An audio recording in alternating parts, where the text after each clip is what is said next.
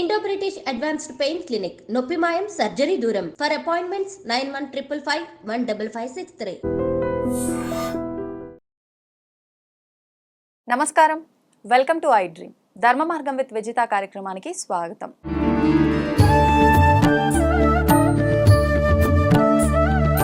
ప్రస్తుత కాలంలో అందరూ కూడా భగవంతుడు ఒక్కడే అంటారు, కానీ ఈ దేవుళ్ళు ఎంతమంది అయితే ఉన్నారో ఈ దేవుళ్ళందరికీ ఆది పరాశక్తి అమ్మవారే మూలం అని చెప్పి అంటూ ఉంటారు. మరి అమ్మవారే మూలమైనప్పుడు ఇన్ని రకాల దేవతలు ఎందుకు, ఇన్ని రకాల దేవుళ్ళు ఎందుకు, అసలు ఇవన్నీ ఎందుకు? ఈ ఆలయాలే అవసరం లేదు. మనం మోక్షం పొందాలన్నా కూడా, మనం ధర్మ మార్గంలో నడిచి ఆధ్యాత్మికంగా వెళ్ళాలి అనంటే ఆలయాలే అవసరం లేదు. భగవంతుడు లేని ప్రదేశమే లేదు. ప్రతి ఒక్కరిలో భగవంతుడు ఉన్నాడు, ప్రతి ప్రదేశంలో భగవంతుడు ఉన్నాడు అంటారు. మరి ఇవన్నీ ఎందుకో ఇప్పుడు స్వామీజీతో మాట్లాడి తెలుసుకుందాం. ప్రస్తుతం మనతో పాటు ఉన్నారు ఆది పరాశక్తి అమ్మవారి పీఠ వ్యవస్థాపకులు, దశమహావిద్యల సిద్ధ గురువులు వారు శ్రీ శ్రీ శ్రీ నిత్య విద్యానంద భారతి గారు. ఇప్పుడు వారితో మాట్లాడి మరిన్ని విషయాలు తెలుసుకుందాం. ధర్మానికి సంబంధించిన విషయాలు కూడా వారితో మాట్లాడి తెలుసుకునే ప్రయత్నం అయితే చేద్దాం. నమస్కారం అండి. నమస్కారం తల్లి. గురుగారు, నాకు ఒక చిన్న డౌట్. ఇప్పుడు ఈ విద్యలు ఇలాంటివన్నీ నేర్చుకున్న తర్వాత వాళ్ళ గురువులు వాళ్ళకి పేర్లు మారుస్తుంటారు, దానికి సంబంధించిన విధంగా వాళ్ళు నేర్చుకున్న విద్యలకు సంబంధించి అని చెప్పి అంటూ ఉంటారు. నిత్య విద్యానంద భారతి అని అంటే నిత్య విద్యానంద భారతి ఇది మీకు ముందు నుంచి ఉన్న పేరా, లేదంటే మీ గురువులు మీకు విద్య నేర్చుకున్న తర్వాత పెట్టిన పేరా? ఏంటి అసలు మీ పేరుకి అర్థం? తప్పనిసరిగా తల్లి, ముందుగా జన్మనిచ్చిన తల్లిదండ్రులకు శిరస్సు వంచి పాదాభివందనాలు తెలియజేస్తున్నాను.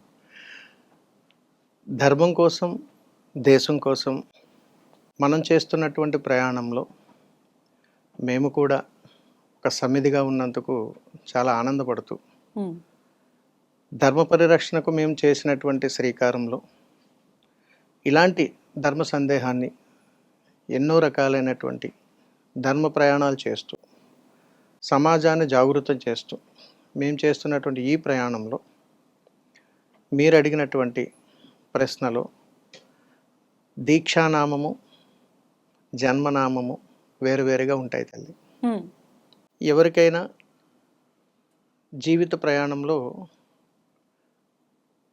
తల్లిదండ్రులు వారు చేసినటువంటి నామకరణతో జీవన ప్రయాణం కొనసాగుతూ ఉంటుంది. కాలక్రమేణా నడిచే కొద్దీ అతని మీద అభిలాషతో ఉంటున్నటువంటి పరిచయాలలో అతను చుట్టూ ఉన్నటువంటి వాతావరణ దృష్ట్యా ముద్దు పేర్లు కూడా వస్తుంటాయి. లైక్ మీన్ పెట్ నేమ్స్, నిక్ నేమ్స్, ఇట్లా చాలా వస్తుంటాయి.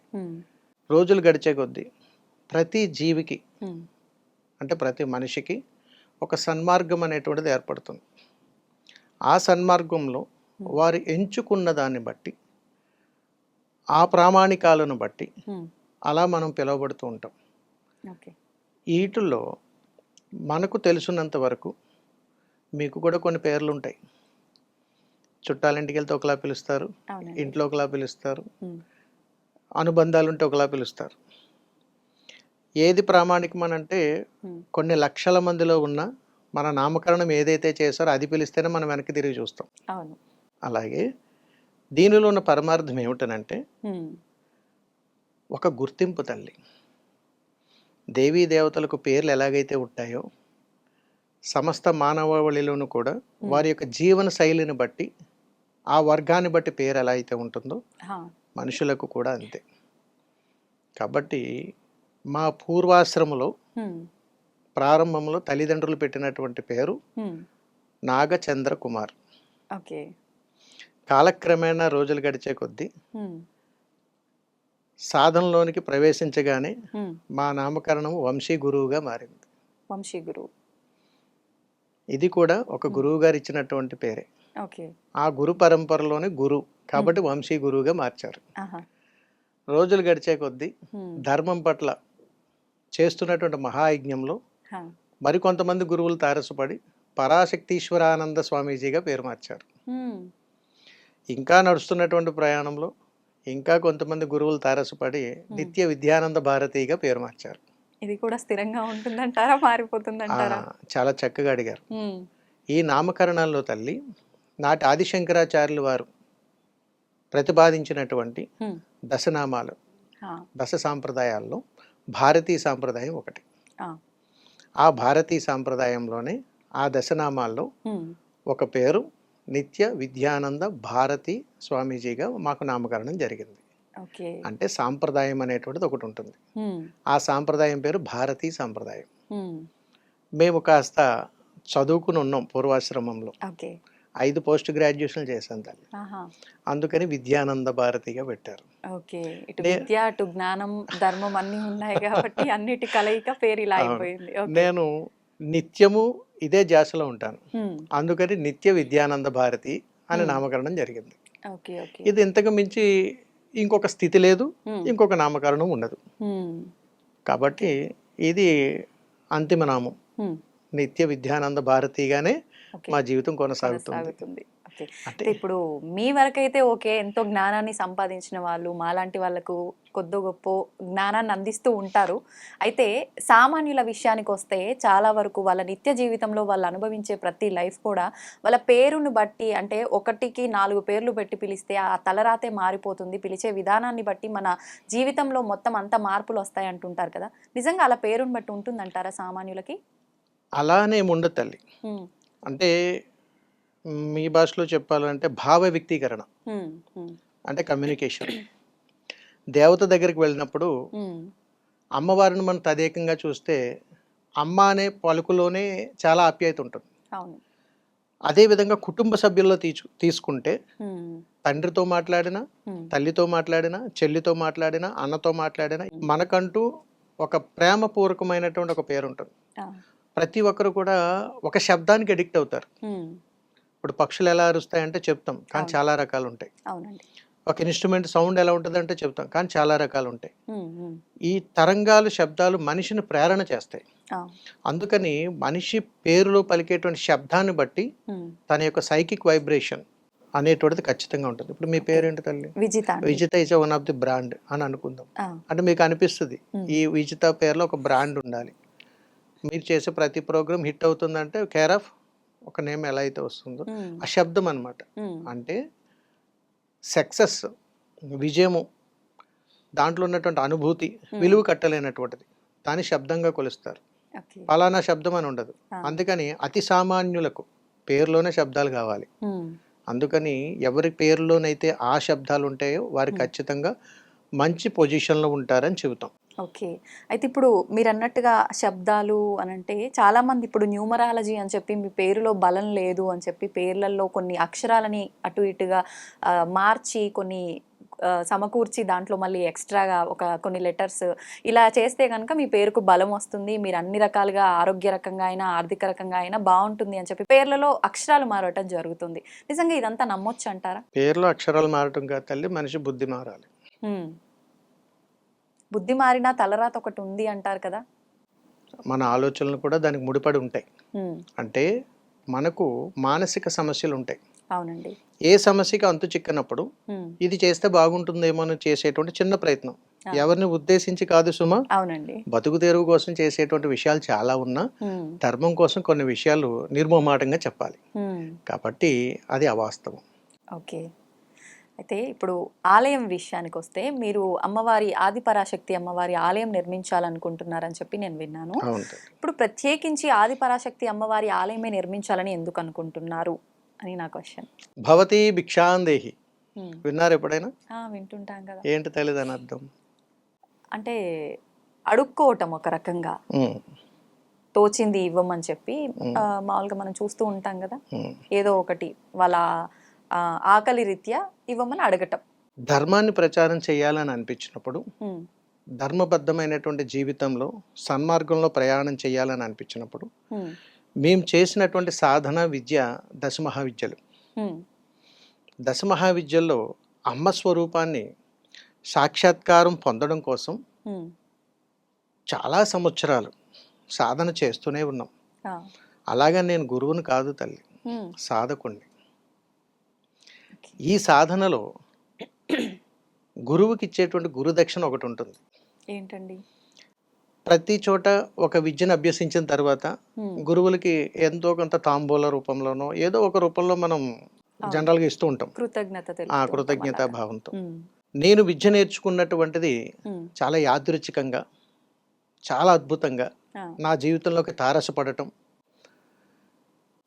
అది చెప్పాలంటే చాలా రోజులు పడుతుంది తల్లి, ఉమ్, కానీ మన సమయం తక్కువ ఉంది కాబట్టి మీకు అవునండి. అర్థమయ్యే రీతిలో చెబుతాను. ఆ, దశమహావిద్యల సాధన చేసినప్పుడు మా గురువులు చాలా అద్భుతముగా మా చేయి పట్టుకుని నడిపిస్తూ ఉమ్, సుమారు 18.5 సంవత్సరాలు ఈ విద్యను అవపోసన పోయడం జరిగింది. 18.5 సంవత్సరాలు అంటే మీరు చిన్ననాటి నుంచి ఈ విద్యలు నేర్చుకుంటూనే అవును ఉన్నారా? తల్లి. ఉమ్, ఒక్కొక్క విద్యకు ఇంత సమయం అని ఉంటుంది. ఆహా, ఆ సమయంలో మనం ఉత్తీర్ణత కాదు తల్లి, గురువు చెబుతాడు, ఓకే. నాయనా ఈ మంత్రం నీకు సిద్ధి వచ్చింది అని ఉమ్, గురువే చెప్పాలి.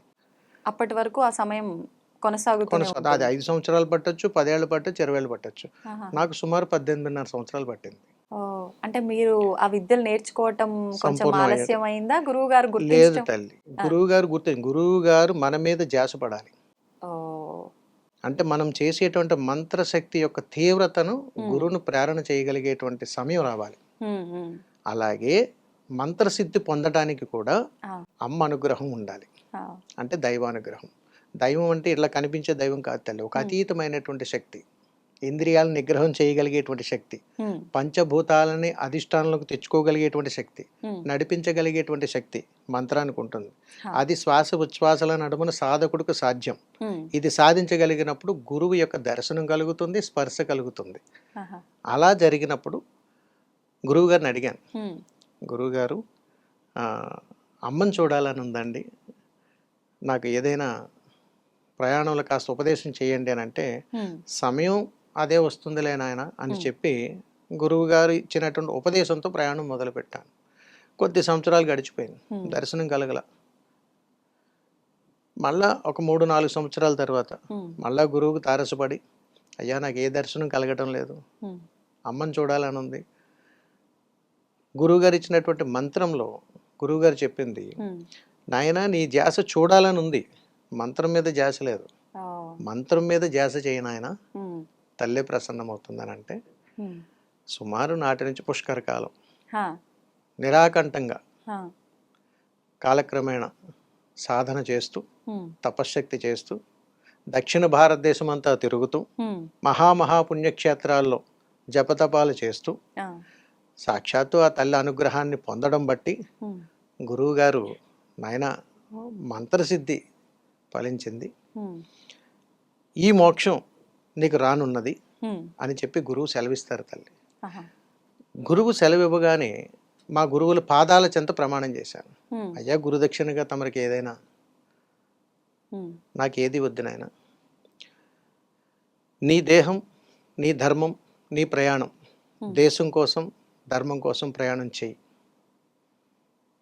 అని చెప్పి గురువులు వెళ్ళిపోయారు తల్లి. ఉమ్, మరొక్కసారి గురువుని వెంటబడి, గురువుకు తారసపడి, ఉమ్, వారి పాదాలకు సాష్టాంగపడి, అయ్యా నా మనసు సంతృప్తి చెందటం లేదు, ఏదైనా సెలవు ఇవ్వండి అని అడిగితే, ఉమ్, నువ్వు ఏ మంత్రసిద్ధి అయితే పొందావో, ఏ సాధన అయితే చేసావో ఆ తల్లిని తీసుకొచ్చి కూర్చోబెట్టు నాయన, అదే గురుదక్షిణ అని అన్నారు. ఉమ్, నాడు నిర్ణయించుకున్నాను తల్లి, అమ్మని తీసుకొచ్చి కూర్చోబెట్టాలి. ఓకే.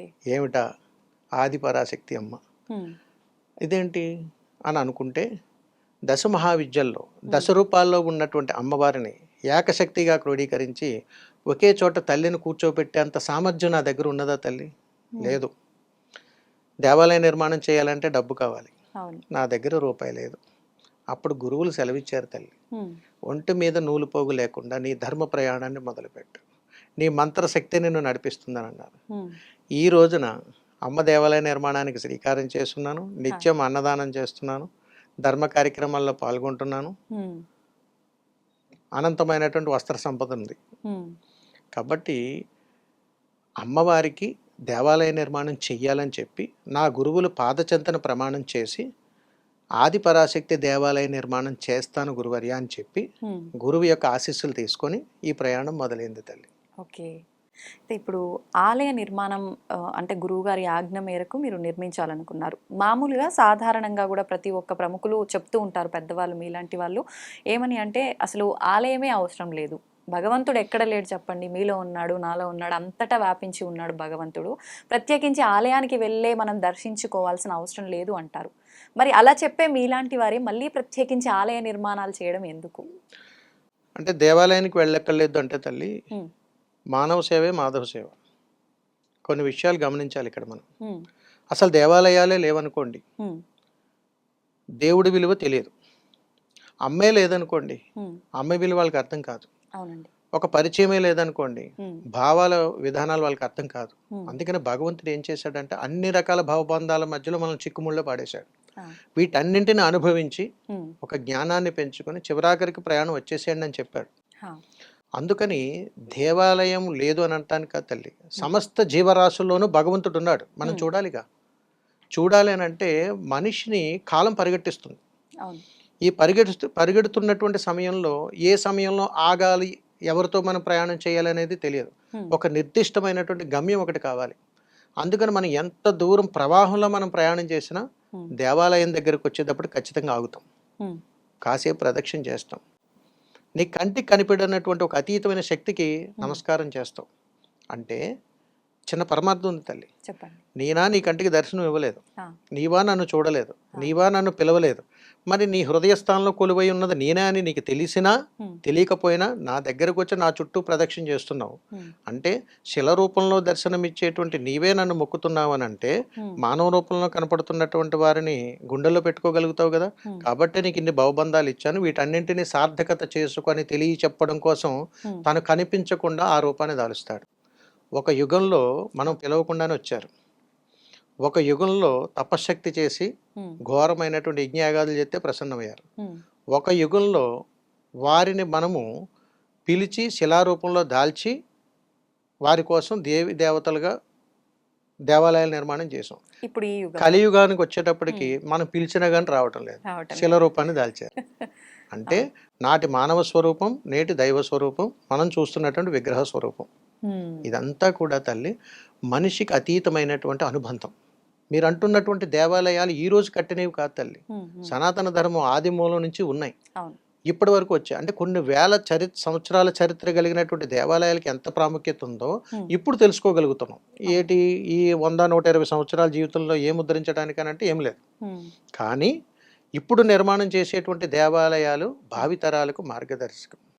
అంటే అధర్మాన్ని ధర్మ ప్రయాణంలో తీసుకురావడం కోసం నేను ఇలానే ఉన్నాను, నువ్వెన్ని చెప్పినా నేను భరించగలుగుతాను, భరించగలిగేది నీకు సృష్టికర్త అమ్మ ఉమ్, అని తెలియచేయడం కోసం ఒక అద్భుతమైనటువంటి భావబంధాలు తెలియచేయగలిగేది దేవాలయం తల్లి. ఉమ్, అందుకని దేహమే దేవాలయం అంటాం. ఇది పరమార్థం తెలుసుకోవడం కోసం నువ్వు గుడికి వెళ్ళి మొక్కి పొరులు దండాలు పెట్టక్కర్లేదు నాయన, నీ మనసులో ఉంటే చాలు అని చెబుతుంటాం. అవును. అది తల్లి. అయితే ఇప్పుడు విగ్రహ రూపంలో భగవంతుడు అక్కడ కొలువై ఉన్నాడు, అంతే కదండి. అయితే ఇప్పుడు ఆలయాల పైన చాలా వరకు దాడులు జరుగుతున్నాయి. అవును తల్లి. అంటే భగవంతుడి పైన దాడి జరుగుతున్నట్టే లెక్క. మరి నిజంగా భగవంతుడు ఉంటే ఎందుకు ఈ దాడులు ఆపలేకపోతున్నాడు? భగవంతుని పైనే దాడి చేస్తున్నారు అని అంటే మానవ మాతృల పైన ఇంకా అంటే ఎటువంటి దాడులు ఇప్పుడు ఏదైతే చూస్తున్నామో చెడు మార్గంలో జరిగే ఇవన్నీ కూడా అనర్థాలు ఇంకా ఎక్కువైపోతాయి. భగవంతుడు ఆయనే కాపాడుకోలేక దాడులు జరుగుతున్నాయి ఆయన ఆలయం మీద అంటే మనుషుల్ని ఏం కాపాడుతాడు అనే రకంగా నాస్తికులు కూడా మాట్లాడుతూ ఉంటారు. నాస్తికుడైనా హిందూ ధర్మంలో ఉన్నటువంటి ఏ వ్యక్తి అయినా సరే ఈ రకమైనటువంటి ప్రశ్న రాదు తల్లి. ఉమ్, ఎందుకనంటే ఉమ్, మీకు అర్థమయ్యే భాషలో లౌకికవాదంలో మీకు తెలియజేస్తాను. ఆ, మీ ఇంటి మీద రాయేస్తే ఆ. ఎవరికి కోపం వస్తుంది? ఇంట్లో ఎవరు ఉంటాం వాళ్ళకి, పక్కింటి నాకే వాళ్ళకి వస్తుంది. రాదు. ఉమ్, నా హిందూ ధర్మం మీద, ఉమ్, అంటే మన హిందూ ధర్మం మీద ఉమ్, ఎవరైనా దాడి చేస్తే మన అందరిలోనూ ఐక్యత రావాలి. ఉమ్, అది లేదు కాబట్టి ఎలాంటి ప్రశ్నలు వస్తున్నాయి. మీ ఓకే. దేవుడు కాపాడలేకపోతున్నాడు అంటే మీ దేవుడు నా దేవుడు కాదు, ఒక్కడే ఉమ్, ఉమ్, మన దేవుడు అని అనాలి. ఉమ్, అలా మనం అనలేనప్పుడు ఆయనే కాపాడుకోలేకపోతే ఉమ్, ఎలా అని మీరు అడుగుతున్నప్పుడు ఉమ్, మనల్ని మనమే రక్షించుకోవటానికి మనం శ్రీకారం చేస్తున్నాం కదా. హా, కనీసపు కర్తవ్య బాధ్యత మన దగ్గర లేదు కాబట్టి ఉమ్, ఆ ఇబ్బందులు గురవుతున్నాం. ఆ కర్తవ్య బాధ్యత ప్రతి ఒక్కరిలోనూ ఉంటే ఎవరు దాడి చేస్తారు? ఉమ్, మన హిందువులందరూ తలుచుకుంటే ఉమ్, ఎందుకు జరుగుతాయి? దేవాలయాల మీద దాడులు జరుగుతున్నాయి, ఎవరు చేస్తారు? హిందువులా చేయరు, వేరే వాళ్ళ ఖచ్చితంగా చేస్తారు. ఎందుకు చేస్తారు? ఆ, దేవుడు కాపాడుకోలేకపోతున్నాడంటే నీకు దైవ దర్శనం కావాలనుకుంటున్నావు కూడా చేస్తున్నావు, ఆ, కానీ ఏదో ఒక రోజు నువ్వు ఆ శిక్ష అనుభవించాల్సిందే. ఉమ్, హిందువులైతే చేయరు. ఎందుకంటే మన ధర్మాన్ని మనం ఎందుకు తుంగలోకి తొక్కుకుంటాం? అవును. చేయలేం. ఉమ్, మన ధర్మాన్ని మనం తూట్లు పొడుచుకోలేం. ఉమ్, మనం కాపాడుకోవడమే సనాతన ధర్మం చెప్పింది. అవును. దేవాలయాలలో ఎందుకు ఇట్లా జరిగేది గతంలోనంటే ఉమ్, కొన్ని రకాలైనటువంటి వర్గాల పరిపాలనలో ఒక అతీతమైనటువంటి శక్తి దేవాలయాల చుట్టూ ఉండేది. ఉమ్, ఉదాహరణకు 2-3 రకాలైనటువంటి మత సామరస్యాలు ఉండేవి. వీళ్ళల్లో అధికమైనటువంటి జనమంతా కూడా ఎక్కడికైతే వెళ్తున్నారు, ఫలానా చోటుకి వెళ్తున్నారు, ఇక్కడ ఏదో అతీతమైన శక్తి ఉంది, దీన్ని ధ్వంసం చేసేస్తే వీళ్ళందరూ మన దగ్గరకు వస్తారు అనేటువంటి ఒక దుర్బుద్ధితో మనకు సంబంధించినటువంటి ఆస్తులన్నింటినీ కూడా కొంతమంది దుర్మార్గులు ఈ విధంగా చేయడం జరిగింది. ఇలా చేసినప్పుడు అయినా కానీ గుండెల్లోనే ఉన్నాడు భగవత్ స్వరూపం అని చెప్పి మన హిందువులు ఏది వదలలేదు తల్లి. అందుకని హేతువాదులకైనా, మతాన్ని విమర్శించేటువంటి వాళ్ళకైనా, ధర్మాన్ని విమర్శించేటువంటి వాళ్ళకైనా వాళ్ళకి ధర్మం పట్ల అవగాహన లేదు కాబట్టి ఖచ్చితంగా మీ దేవుడు మిమ్మల్ని కాపాడుకోడు, మా దేవుడు మమ్మల్ని కాపాడుతున్నాడు కాబట్టి ఈ రోజుకి భారతదేశం ఇలా ఉంది, మా దేవుడు మమ్మల్ని కాపాడుతున్నాడు కాబట్టి దేవాలయాల నిర్మాణాలు ఇంకా జరుగుతున్నాయి, మా దేవుడు మమ్మల్ని కాపాడుతున్నాడు కాబట్టి దేవాలయాలు ఇంకా అభివృద్ధి చెందుతాయి, గ్రామాల్లో వాడల్లో కూడా దేవీ దేవతల గురించి అంత గొప్పగా చెబుతుంటాం. కాబట్టి నాటి కాలంలో రాజులు చక్రవర్తుల కాలంలో యుద్ధాల సమయంలో ధ్వంసాలు జరిగాయి.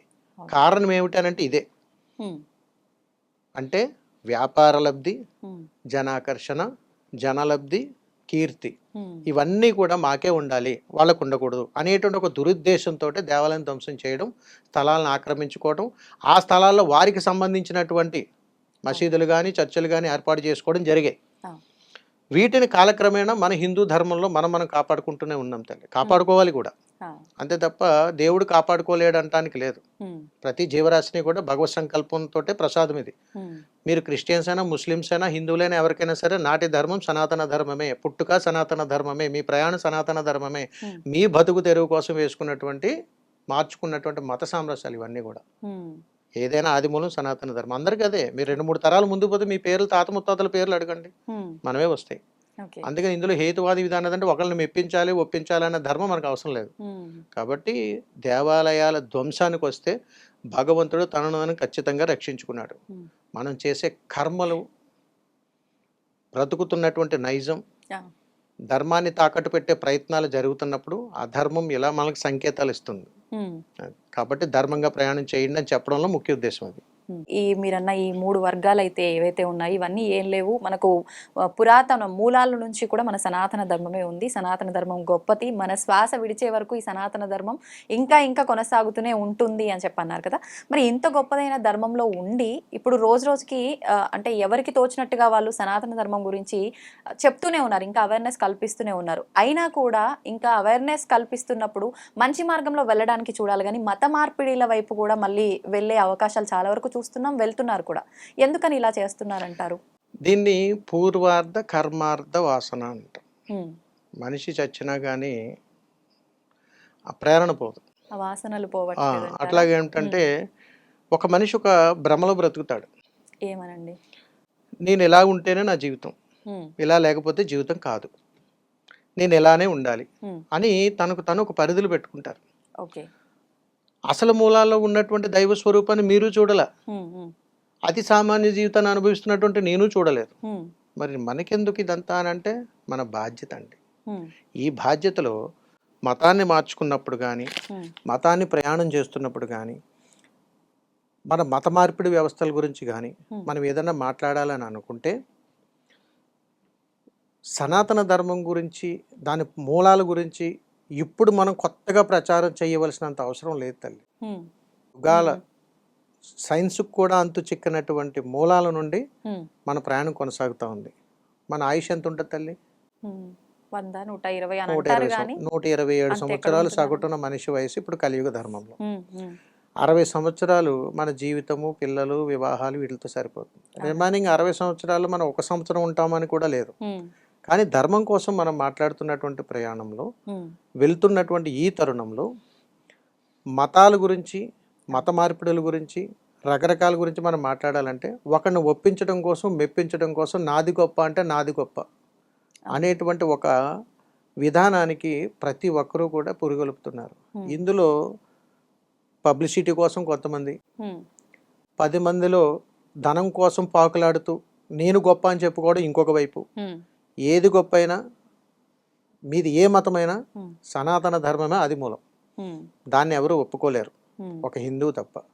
మనలో జాగృతం లోపిస్తుంది కాబట్టి, వేరే వాళ్ళకి అవకాశాలు ఇస్తున్నాము కాబట్టి వాళ్ళు కూడా మాదే గొప్ప అని ప్రయాణం మొదలుపెట్టారు. అయితే ఇప్పుడు ధర్మం ధర్మం అంటున్నాం. అంతే. ప్రతి ఒక్కరూ మీరు అన్నట్టుగా ఎవరికి తోచింది వాళ్ళు చెప్తున్నారు.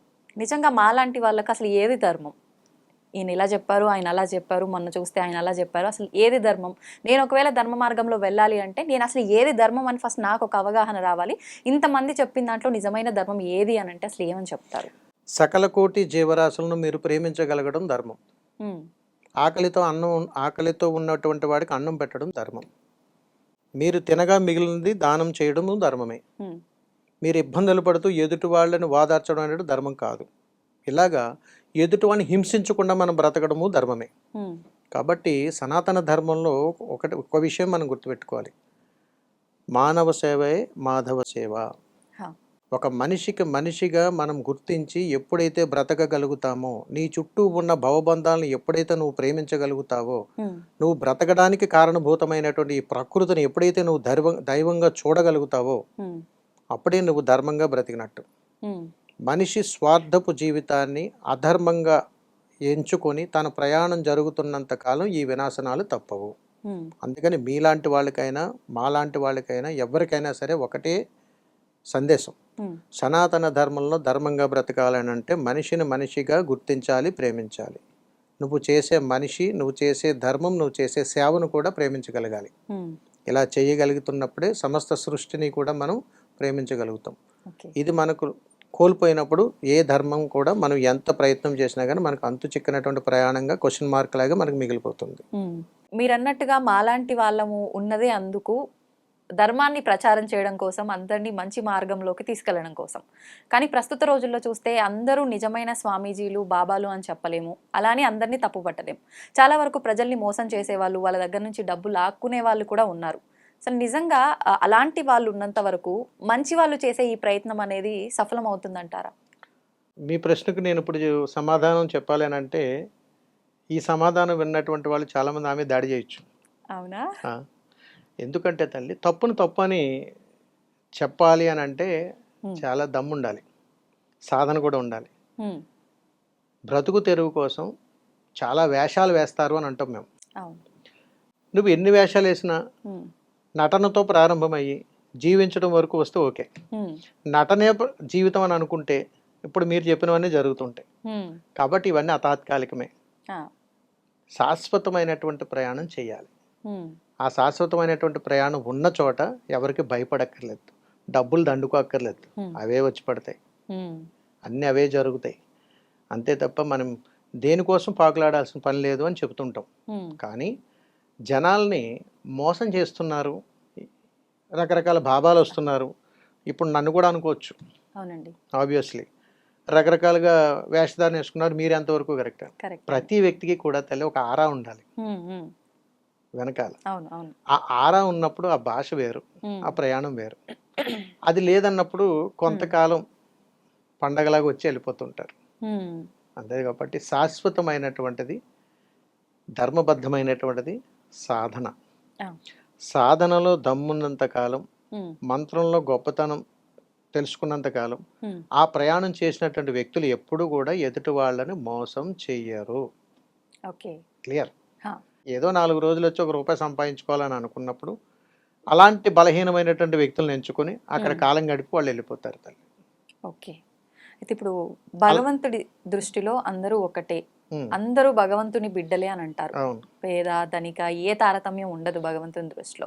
అయితే ఇప్పుడు స్వామీజీల సంగతి పక్కన పెడితే సామాన్యుల విషయానికి వస్తే ప్రస్తుత కాలంలో చూసుకుంటున్నాము, చిన్న చిన్న వాళ్ళ దగ్గర నుంచి, పిల్లల దగ్గర నుంచి, ఆడవాళ్ళ విషయంలో ప్రత్యేకించి రకరకాల ఇబ్బందులు జరుగుతున్నాయి, రకరకాల దాడులు చేస్తున్నారు. నడి రోడ్డు మీదే చూడని ఘోరాలు కూడా కళ్ళకు కట్టినట్టుగా చూపిస్తున్నారు. నిజంగా ఇలాంటివన్నీ జరుగుతుంటే భగవంతుడు మరి నా బిడ్డకే ఇలా జరుగుతుంది అని చెప్పి దానికి తగిన ఒక పరిహారం కానీ, లేదంటే వాళ్ళని శిక్షించే విధానం కానీ, అసలు అది జరగకుండా ఆపే విధానం కానీ ఎందుకు చేయలేకపోతున్నాడు అంటారు? ఎందుకు చేయలేకపోవడం కాదు తల్లి, ఇది భగవంతుని ఆపాదించడం అనేటువంటిది చాలా తప్పు. గుర్తుపెట్టుకోండి, ఒక అధర్మం జరిగినప్పుడు, ఒక ఇబ్బంది జరిగినప్పుడు ఇది దేవుడిదే తప్పు అని అనటం సమంజసం కాదు. మానవ ప్రయత్నం కూడా ఉండాలి. సింపుల్ గా గుర్తుపెట్టుకోండి, దేవాలయాలు నిర్మాణాలు మనము చేసినవే, భగవంతుని కూర్చోబెట్టింది మనమే, పూజలు చేస్తుంది మనమే, మన కర్మలు చెప్పుకుంటుంది మనమే, ఫలితాలు పొందుతుంది మనమే. అధర్మం జరిగినప్పుడు ఆయన ఎందుకు ఆపాదిస్తాం? అందుకని మానవ ప్రయత్నంగా నువ్వేం చేస్తున్నావు? మనం ఏం చేయట్లేదు. ఎందుకంటే మనం పెరుగుతున్న వాతావరణం ఏమిటి? మనది భారతీయ సాంప్రదాయం. మరి మనం పాశ్చాత్య దేశ సాంప్రదాయాలన్నీ తీసుకొచ్చి ఎక్కడ రుద్దుతున్నప్పుడు అన్యాయం జరిగినప్పుడు ఎదిరించలేం, మాట్లాడలేం, కేసులు పెట్టలేం, ఫైట్ చేయలేం. ఇందులో యూనిటీ లేదు. రెండోది అవగాహన లేదు. ఇవన్నీ జరగడానికి గల ప్రధానమైనటువంటి కారణం ఏమిటి? బాల్య దశ దగ్గర నుండి కూడా, పిల్లల దగ్గర నుండి పెద్దల వరకు కూడా ఒక వయసు వస్తేనే పూజ చేయాలి, ఒక వయసు వస్తేనే గుడికి వెళ్ళాలి, ఒక వయసు వస్తేనే స్వామీజీలు గురువుల్ని తారసపడాలి, ఒక వయసు వస్తేనే ఇది చేయాలంటే వైరాగ్య స్థిత కాదండి. బాల్య దశ దగ్గర నుండి కూడా ఆధ్యాత్మిక చింతన బిడ్డలకు అలవాటు చేసినప్పుడు ఇలాంటి ఘోరాలు జరగవు. కానీ మనం ఏం చేస్తున్నాం? ప్రస్తుత సమాజంలో దీపం ఎలా పెట్టుకోవాలో తెలియదు, పిల్లలతో సమయాన్ని ఎలా గడపాలో తెలియదు, చక్కగా ఇచ్చినటువంటి జీవితాన్ని ఎలా సద్వినియోగం చేసుకోవాలో కూడా తెలియదు. ప్రతి దానిలోనే ఏదో ఒక సమస్యకు మనం ముడిపడిపోయి ఎక్కడ పడితే అక్కడికి వెళ్ళి ఎలాంటి పడితే అలాంటి ఆలోచనలతోటి ఏదో ఆ సమయానికి ఇన్స్టెంట్గా మనకి సొల్యూషన్ దొరికితే చాలే అని అనుకుని, అంటే అవగాహన రాహిత్యంతో చేసేటువంటి పొరపాట్లు ఇవన్నీ జరగటం వలన మోసపోతూనే ఉన్నాం. ఈ మోసంలోనే ఇప్పుడు మీరు చెప్పినటువంటి అఘాయిత్యాలన్నీ జరుగుతున్నాయి. ఇదంతా ఒక ఎత్తు అయితే కాలేజీలు కానీ, స్కూల్స్ కానీ, ఇతరితరాలు కానీ, ఏదైనా కానీ మరి అన్ని మత సామరస్యాలకు సంబంధించినటువంటి అన్ని పండగల గురించి చెబుతారు కదా, మరి ఇలాంటి వాటి కోసం అవేర్నెస్ ఎలాగిస్తారు?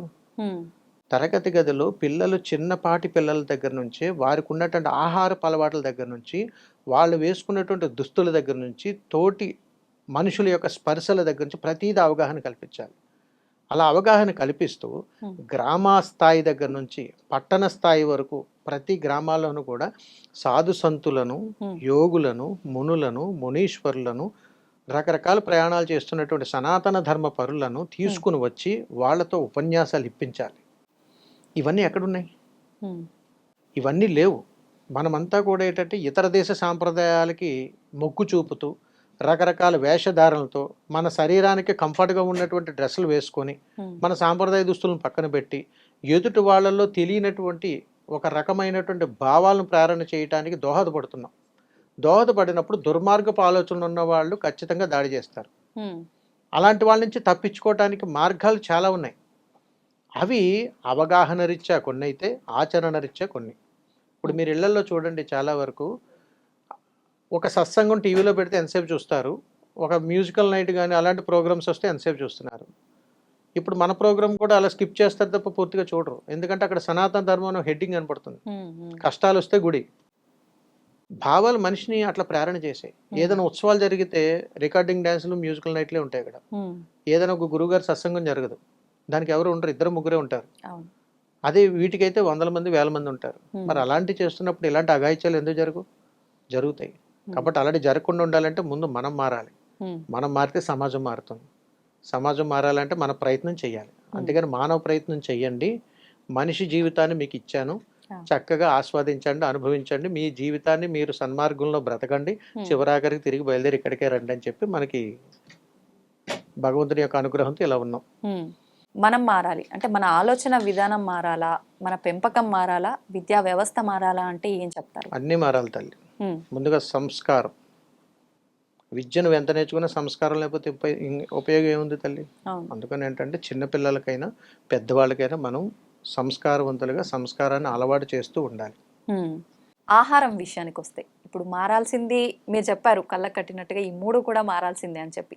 కానీ మనం తీసుకునే ఆహారం కూడా మన ఆలోచన విధానం ఎంత బాగున్నా ఆలోచన విధానాన్ని నెగిటివ్గా ప్రేరేపితం చేస్తుంది అని చెప్పి అంటారు. నిజంగా ఆహారపు అలవాట్లు మన సనాతన ధర్మం ప్రకారం మన శాస్త్రాల్లో ఏం నిర్ణయించబడింది? 200% మనం తీసుకునే ఆహారాన్ని బట్టి మనిషి యొక్క ఆలోచనలు మారిపోతాయి. మీరు ఒక దుర్మార్గుడితో స్నేహం చేస్తే మీ ఆలోచనలు ఎలా వస్తాయి? మీ చుట్టూ 4 దొంగలు ఉన్నారు, మీరు చాలా మంచివారు, మీరు వారితో ఒక 6 నెలలు ప్రయాణం చేస్తే మీకు కూడా దొంగతనం చేయాలనిపిస్తుంది. మనుషులతోటి ప్రయాణం చేస్తేనే బాహ్య ప్రపంచం ఎలా అనిపించినప్పుడు అంతర్గతంగా రక్తంలో కలిసిపోతే మనకు ఆ దుర్మార్గపు లక్షణాలు వస్తాయా రావా? ఖచ్చితంగా వస్తాయి. అందుకని బలమైన ఆహారం తినటం వేరు, బలం కోసం ఆహారాన్ని తినటం వేరు, బలవంతంగా ఆహారాన్ని తినటం వేరు, చాలా తేడా ఉంది. అందుకని సాత్వికమైనటువంటి ఆహారాన్ని ఏ జీవుడైతే తీసుకుంటాడో అతని ఆలోచనలు చాలా బాగుంటాయి. క్రూరత్వమైనటువంటి భయంకరమైనటువంటి బలవంతమైనటువంటి ఆహారం కావాలని ఎవరైతే తీసుకుంటారో అతని ఆలోచనలు కూడా క్రూరంగానే ఉంటాయి. అంటే మీరు చెప్పేది శాకాహారం మాంసాహారం రెండు గురించా కలిపి అండి? చెప్తున్నాను. ఉమ్, ఉదాహరణకు మాంసాహారమే తీసుకోండి. ఉమ్, ఒక మాంసాహారం తీసుకునేటువంటి వాడికి ఆ లక్షణాలన్నీ ఆ రక్తంలో కలిసిపోతాయి. ఉమ్, అది ఏ రోగంతో ఉందో, ఎలా ఉందో, దాని లక్షణాలు ఏంటో అన్నీ మనకు వస్తాయి. హా, దాని ప్రకారం వాళ్ళ ప్రయాణం, ఆలోచనలు అన్నీ మారిపోతాయి. ఆ. అంటే దాని ప్రాణం తీస్తున్నాము, అది పడ్డ యాతనంతా మనం మన శరీరం పైన ప్రభావం చూపిస్తుంది. ఖచ్చితంగా చూపిస్తుంది. మరి ఇప్పుడు మొక్కలకు ప్రాణం లేదంటారా? అలా అని కాదు తల్లి, ఉమ్, మనిషి బ్రతకాలి. ఒక జీవి ఇంకో జీవికి ఆహారం. ఉమ్, కాబట్టి బ్రతుకున్నటువంటి జీవులను మనం చంపి తినకూడదని చెబుతుంటాం. ఆ, కొన్ని ఆచార వ్యవహారాలు వేరు, అది ఆ. వేరే విధానంలో మనం మాట్లాడుకోవాలి. మీరు మాట్లాడేది ఆహారం గురించే అయితే, ఉమ్, ఆహారం గురించి అయితే మాంసాహారం తినలేకపోతే నేను బ్రతకలేను దేవుడా అని తిరిగే వాళ్ళు ఉన్నారు. అవును. శాకాహారమే నాకు చాలు, ఇంకే ఆహారం వద్దనే వాళ్ళు ఉన్నారు. ఉమ్, గాలి ఆహారంగా భావించే వాళ్ళు ఉన్నారు. నీరే ఆహారంగా తీసుకునే వాళ్ళు ఉన్నారు. ఉమ్, ఎన్ని చేసినా కానీ ప్రకృతి ధర్మంలో ఒకటే చెబుతుంది, ఒక జీవి ఇంకొక జీవికి ఆహారం. ఆ, కాబట్టి మనం మనుషులము, ఉమ్, సకల జీవులను కాపాడాలి, మనం హింసించకూడదు. ఉమ్, ఆ జీవ ప్రయాణం మనకు ఉంది కాబట్టి మనం మనిషిగా జన్మించాం. మరి మిగిలినవన్నీ ఎందుకు అలా ఉన్నాయనంటే వారి వారి స్వకర్మలను బట్టి ఉమ్, ఆ జీవుడు ఆత్మ ప్రయాణం అట్లా జరుగుతుంది. కానీ అన్నింటికంటే ఉత్కృష్ట స్థితి, అద్భుతమైనటువంటి జన్మ మానవ జన్మే. ఇది ఒకటే ఉంటుంది, ఇంకొండదు. ఇదే ఆఖరి జన్మ. ఆ, అందుకని ఈ జన్మలో నీ జన్మను సార్థకత చేసుకో. ఉమ్, చేసుకుని ఉన్నావు కాబట్టి సకల జీవరాశుల్ని ప్రేమించు, ఉమ్, హింసించక. అందుకని అంటాం కదా తల్లి, కొన్ని జీవరాశులు మనం చూడండి, ఇంట్లో కొన్ని పెట్స్ పెంచుతాం, అవునండి. సాయంత్రం అయితే మళ్ళీ నాన్ వెజ్ తింటాం. ఉమ్, ఒక జీవాన్ని పెంచుతున్న ఒక జీవాన్ని ఎలా తింటావు? ఉమ్, కొన్ని మొక్కలు పెంచుతావు అంటే అతిగా ఆలోచించడం అంటాం. ఉమ్, బ్రతకాలి కదా తల్లి, ఒక జీవికి ఇంకో జీవికి ఆహారం అని పురాణాలే చెబుతున్నాయి. ఉమ్, తప్పదు. ఉమ్, అట్లా ఏంటంటే జీవిని చంపకు. కాబట్టి అన్నిట్లోనూ జీవం ఉంది ఉమ్, నిన్ను బ్రతికించడం కోసం. అందుకే ప్రకృతిలో పరమాత్మ స్వరూపాన్ని చూడాలి అని అంటాం. ఆ. నీ కంటికి కనపడలా, కానీ ప్రకృతిలో పరమాత్మ. ఉమ్, మీరు అబ్జర్వ్ చేయండి, ఎప్పుడైనా మీరు మంచి మంచి కొండ ప్రాంతాలకి, ఉమ్, సెలయేర్లు ఉన్న ప్రాంతానికి మీరు వెళ్ళండి, మీ మనసు ఎంత ఆహ్లాదకరంగా ఉంటుంది. అవును. ఇస్ కాల్డ్ ఎస్ పరమాత్మ.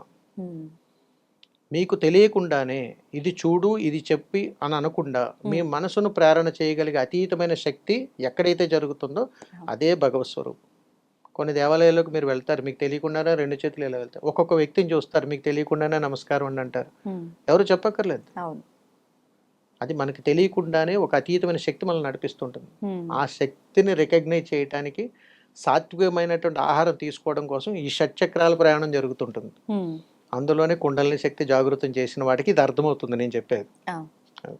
ఇప్పుడు జీవహింస కరెక్ట్ కాదు, మనం జీవహింస చేసి తినే ఆహారం అసలు సరైన పద్ధతే కాదు అన్నారు. కానీ ఈ జీవహింస విషయానికి వస్తే కొంతమంది దేవతలు కూడా బలి కోరుతారని చెప్పి, అక్కడ జీవులని బలిస్తారని చెప్పి వింటూ ఉంటాం. ఫర్ ఎగ్జాంపుల్కి గ్రామ దేవతల విషయంలో ఎక్కువగా ఇలా చేస్తూ ఉంటారు. ఇప్పటికీ జరుగుతూ ఉన్నాయి కొన్ని గ్రామాల్లో. అవునండి. మరి అది జీవహింస మానవులకి పనికిరాదు, అమ్మవారి విషయంలో పనికొస్తుందా అంటే ఏం చెప్తారు? అంటే అలా అని కాదు తల్లి, ఉమ్, ఇప్పుడు కాలంలో ఇప్పుడు నేను మాట్లాడుతున్నాను. ఆ, మీరు అడిగినటువంటిది ఆది మూలాలు. ఆ. అంటే కొన్ని వేల సంవత్సరాల క్రితం నేను పుట్టలేదు. ఉమ్, ఉమ్, కొన్ని వేల సంవత్సరాలు ఉన్నటువంటి ఆచారాలన్నీ పుస్తకాల్లో చదివివే. ఉమ్, అప్పుడు మా గురువులు బ్రతికిలేరు. ఆ, అంటే ఇలాంటివన్నీ కూడా పుస్తకాల్లో ప్రచురించబడ్డటువంటి విషయాలు కానీ మనం మాట్లాడితే కొట్టిపాడేస్తాం. ఆ, గురువు ఏదైతే చెప్పాడో అదే వినాలి, అదే ప్రామాణికం. ఉమ్, ఒక పుస్తకాల్లో ఈ రోజుకి మన ప్రచురణ రాశారంటే అది ఎవరో ఒకరు చెప్పబట్టే. ఉమ్, దాని అనువాదం చేసి రకరకాలుగా వచ్చాయి. ఉమ్, ఎన్ని చేసినా అల్టిమేట్ ఒకటే, మనందరం ధర్మబద్ధంగానే బ్రతకాలనే చెబుతాం. ఆ, కానీ మీరు అడిగినటువంటి గ్రామ దేవతల శక్తి కానీ, దేవీ దేవతల శక్తి కానీ, బలుల కోసం కానీ వస్తే, ఇవి పూర్వకాలంలో తల్లి ఉమ్, సాత్వికము, ఉగ్రరూపము, క్రూరత్వం అని ఉండేవి. ఆ, అంటే ఉదాహరణకు ఒక మనిషిని ఒక పని నువ్వు చెయ్యొద్దు అని అన్నామనుకోండి, ఉమ్, చెప్పినటువంటి వ్యక్తి మీద అమితమైన ప్రేమ ఉంటే అర్థం చేసుకుంటాం. అవును. అదే చెప్పినటువంటి వ్యక్తి మీద దురుద్దేశం, కోపం ఉందనుకోండి, ఉమ్, మనకు అతను చెప్పిన మాట కూడా మనలో ఉగ్రస్వరూపాన్ని బయట తీసుకొస్తుంది. ఉమ్, ఆ ఉగ్రస్వరూపం వచ్చినప్పుడు వాళ్ళని శాంతపరచడం కోసం మనం లంచం ఇస్తుంటాం. ఆ లంచంలో అదని ఇదని ఏదో ఒకటి కొంటూ ఉంటాం. ఉదాహరణ పిల్లలే తీసుకోండి, ఆ, మీ ఇంట్లో పిల్లలు ఎక్కడైనా తీసుకొని నాకు అది కావాలంటే అది వద్దు, దాని జోలి పోవద్దు అంటాం. ఉమ్, వెంటనే అమ్మ శత్రువు అయిపోతుంది, ఉమ్, నాన్న రెండు కొడతాడు, నాన్న శత్రువు అయిపోతాడు. అవును. ఆ ఎప్పుడైతే తన మనసుకు వ్యతిరేకంగా జరిగిందో అక్కడ ఒక ఉగ్ర స్వరూపాన్ని చూస్తాం. ఉమ్, కానీ పూర్వకాలంలో తల్లి ఘోరమైన కఠినమైనటువంటి సాధనలు ఉండేవి. ఉమ్, ఆ సాధన చేసినటువంటి సాధకుడు మాత్రమే బలిహరణ ఇచ్చేవారు. ఆహా, ఎందుకు ఇచ్చేవారు అని అంటే అప్పట్లో అది ఆచార వ్యవహారంగా ఉండేది. అంటే అమ్మ ఉగ్ర రూపంగా ఉంది, ఉమ్, శాంతపరచాలి. ఉగ్ర రూపంగా ఉన్నప్పుడు దేవీ దేవతలు అతీతమైనటువంటి శక్తి, నేత్రాలు రౌద్రంలోను, నాసికాపుటలు పెద్దవిగాను, చాలా అద్భుతమైనటువంటి ఉగ్రశక్తిగా మనం చూసినప్పుడు ఆ వస్తున్నటువంటి శబ్ద తరంగాలు ఒక మనిషిని ప్రకంపనాలతోటి కబలిస్తూ ఉంటాయి. దీనిని ఈ తాకిడికి తట్టుకోగలిగేటువంటి వాడు సాధకుడు. ఆ సాధకుడు ఆ శక్తిని తట్టుకోవడం కోసం ఒక జీవాన్ని అక్కడ బలిహరణ చేసేవారు. ఎప్పుడైతే అట్లా చేశారో ఆ శక్తి మొత్తాన్ని ఆ జీవి తీసుకుంటూ ఉండేది. ఇది సాధనలో ఒక భాగంగా పూర్వకాలంలో ఉంది, ఎప్పటికీ ఉంది, ఎప్పటికీ నడుస్తున్నాయి. ఇవి మీరు నేను చేయమని కాదు అర్థం. ఒక సాధన చేసేటువంటి సాధకుడు దేవీ దేవతలకు ఒకప్పుడు పురాణాల ప్రకారము కథల్లోనూ ఉంది, వాస్తవికంగానూ ఉంది, వీటిని తర్పణగా సమర్పించేవారు. జరుగుతున్నటువంటి ప్రళయాలను ఆపటానికి, వస్తున్నటువంటి ఉపద్రవాలను ఆపటానికి, గ్రామం బాగుండాలని రకరకాలైనటువంటి ఉగ్రభూతాలు దాడి చేస్తాయి కాబట్టి వీటన్నింటినీ కూడా తీసుకోవటానికి ఒక జీవి బలిహరణ జరిగేది. ముందుకున్నానని చెప్పి ఒక సమిధిగా సనాతన ధర్మ పరిరక్షణ కోసం నేనైతే ఎలాగైతే వచ్చానో అలాగే జీవరాశులు కూడా వస్తాయి. కాబట్టి మనల్ని కాపాడుకోవడం కోసం, మన సమాజం కోసం మనం బాగుండాలని చెప్పి కొన్ని జీవరాశులు భగవంతుడితో సృష్టించబడ్డాయి. అవే బలిహరణకు వస్తాయి తప్ప వేరే రావు. ఇది వస్తుందని మీకు తెలియదు, నాకు తెలియదు. ఆ సమయానికి ఖచ్చితంగా జరుగుతుంది. అందుకని ఆ తర్పణం జరిగినప్పుడు బలిహరణ అనేవారు. దీన్ని గతంలో ఆచారం అని అనేవారు. అమ్మవారి ఉగ్ర రూపాన్ని మనం శాంతించడానికి బలి ఇస్తుంటారు సాధకులు అని చెప్పన్నారు. ఉగ్రము అని అంటే ఒక రకంగా చెప్పాలంటే మా భాషలో కోపం అనే తీసుకుంటాం మేమైతే. అంటే ఒక ఎమోషన్స్ ఇవన్నీ మానవులకు ఉంటాయి కానీ భగవంతులకు కూడా ఉంటాయా అంటే ఏం చెప్తారు? ఈ ప్రశ్న తప్పుతల్లి. ఎందుకని? ఎందుకంటే దేవతలకి ఉగ్రస్వరూపాలు ఉంటాయా, మనకు దర్శనం ఇస్తాయా అనేటువంటిది ఉండదు. ఎందుకనంటే దేవీ దేవతలు ఎప్పుడు కూడా ప్రశాంతమే. వాస్తవికంగా దేవీ దేవతలు ఇలా ఉంటారు, ఈ రూపాన్ని చెంది ఉంటారు, లేదా ఎంత సౌమ్యంగా ఉంటారు అని చెప్పడం కోసం పూర్వకాలంలో అంటే ఆదికాలం కొన్ని యుగాల నుంచి కూడా ఋషీశ్వరులు కానీ, మునీశ్వరులు కానీ, యజ్ఞయాగాదుల్లో కానీ, మంత్రస్వరూపంలో కానీ వారి యొక్క రూపాలను వర్ణించారు మనకి. ఈ రూపాలను వర్ణించినప్పుడు భవిష్యత్తు కార్యాచరణలో అంటే ఇన్ని యుగాలు ఉంటాయని ఆది కాలంలో తెలుసు కాబట్టి మనం ఏ పని చేసినా కానీ చరిత్ర నిలబడిపోవాలి అనేటువంటి కొన్ని విధానంలో కొన్ని నిర్మాణ శైలులు చాలా జరిగాయి. వాటిల్లో శరీర నిర్మాణం కూడా ఒకటి. వీటిల్లోంచి అవన్నీ పుట్టుకొచ్చాయని చెబుతాం. అందుకని మీరు చెబుతున్నట్టుగా అహింస కానీ, ధర్మం కానీ, యోగం కానీ, మోక్షం కానీ, మంత్రం కానీ, తంత్రం కానీ, యంత్రం కానీ, ఏదైనా కానీ ఒక మనిషిలో ఉన్నటువంటి అజ్ఞానపు గోడలు మాత్రమే ఉగ్రస్వరూపం. ఒక దేవీ దేవతలను నేను మనస్సంకల్పం లేకుండా అజ్ఞానముతోటి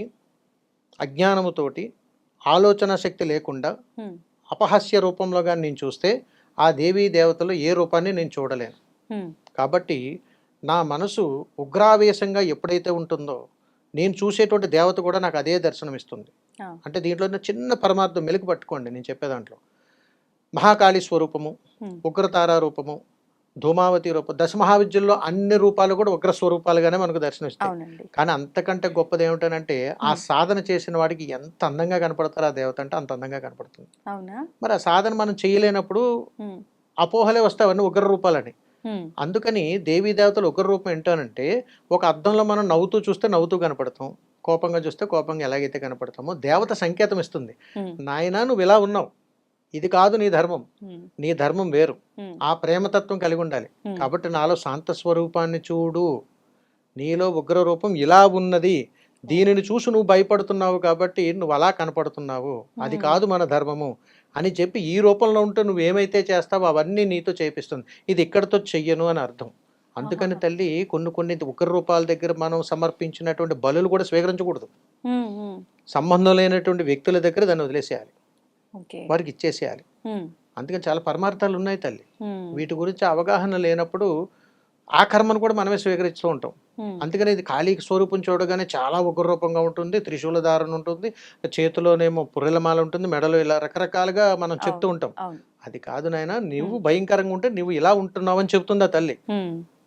లేదు, శాంత స్వరూపం కాళీమాతను తదేకంగా మనసు నిర్మలత్వం చేసుకొని చూస్తే ఎంత అందంగా కనపడుతుందో అంత శాంత స్వరూపంగా ఉంటుంది. హ్మ్. ఉగ్ర రూపం అనేటువంటిది మనలో ఉన్నటువంటి ఉగ్రావేశాలకు దిక్సూచి. ఓకే. అలా ఉండొద్దు అని చెబుతుంది శాస్త్రం. హ్మ్. ఇప్పుడు దశమహావిద్యలు అన్నారు. అవును తల్లి. మనం అంటే మా అందరికీ తెలిసినంత వరకు దశమహావిద్యలు అనగానే ఉగ్ర రూపాలు మీరు చెప్పినట్టుగా ఎవరు పడితే వాళ్ళు ఆరాధించడానికి లేదు అని చెప్పి, ఆరాధిస్తే అది మనకు బెడిసి కొడుతుంది, తిప్పి రివర్స్లో మనకు చెడు జరుగుతుంది, వాళ్ళని ఉపాసకులు తప్ప ఎవరు ఆరాధించడానికి లేదు సామాన్యులు అని చెప్పి మేము వింటూ ఉంటాం చాలా వరకు. మరి నిజంగా అలా ఎవరు ఆరాధించడానికి పనికిరాని దేవతలు కూడా ఉంటారా? ఉగ్రంగా ఉన్నంత మాత్రాన్ని ఇప్పుడు మీరు చెప్పినట్టుగా చూస్తే అది మనలో ఉన్న అజ్ఞానాన్ని అమ్మవారు ఆ రూపంలో చూపించి మనం జ్ఞానం వైపు వెళ్ళటానికి శాంత నిదర్శనంగా స్వరూపంగా అని చెప్పి అన్నారు. దర్శనమిస్తుంది. అవును. మరి ఇలా అయినప్పుడు ఎందుకు ఈ పోకడంతా కూడా ఇలా వెళ్తోంది అంటారు? ఆహా! తప్పుదారిలో ఆలోచనే మీరు అడిగినటువంటి సమాధానం వాస్తవంగా. కానీ దశమహావిద్యల్లో హ్మ్. ఏ ఈ ఎవరు పడితే వాళ్ళు చేయొచ్చా? ఇళ్లలో ఆరాధించొచ్చా? హ్మ్. లేకపోతే ప్రతి ఒక్కరు ఉపాసన పొందొచ్చా? హ్మ్. ధర్మాన్ని నిలబెట్టాలన్నా, దేశాన్ని రక్షించాలన్నా, మన సనాతన ధర్మాన్ని దిక్సూచిగా ఉండాలనన్నా హ్మ్. అనేక మంది సాధకులు ఎంతో హ్మ్. వ్యయప్రయాసలతో కూడుకొని ఈ విద్యను అవలంబించినటువంటి వాళ్ళు దేశంలో చాలామంది ఉన్నారు. కానీ సిద్ధి పొందిన వాళ్ళు చాలా తక్కువగా ఉన్నారు. ఎందుకలా?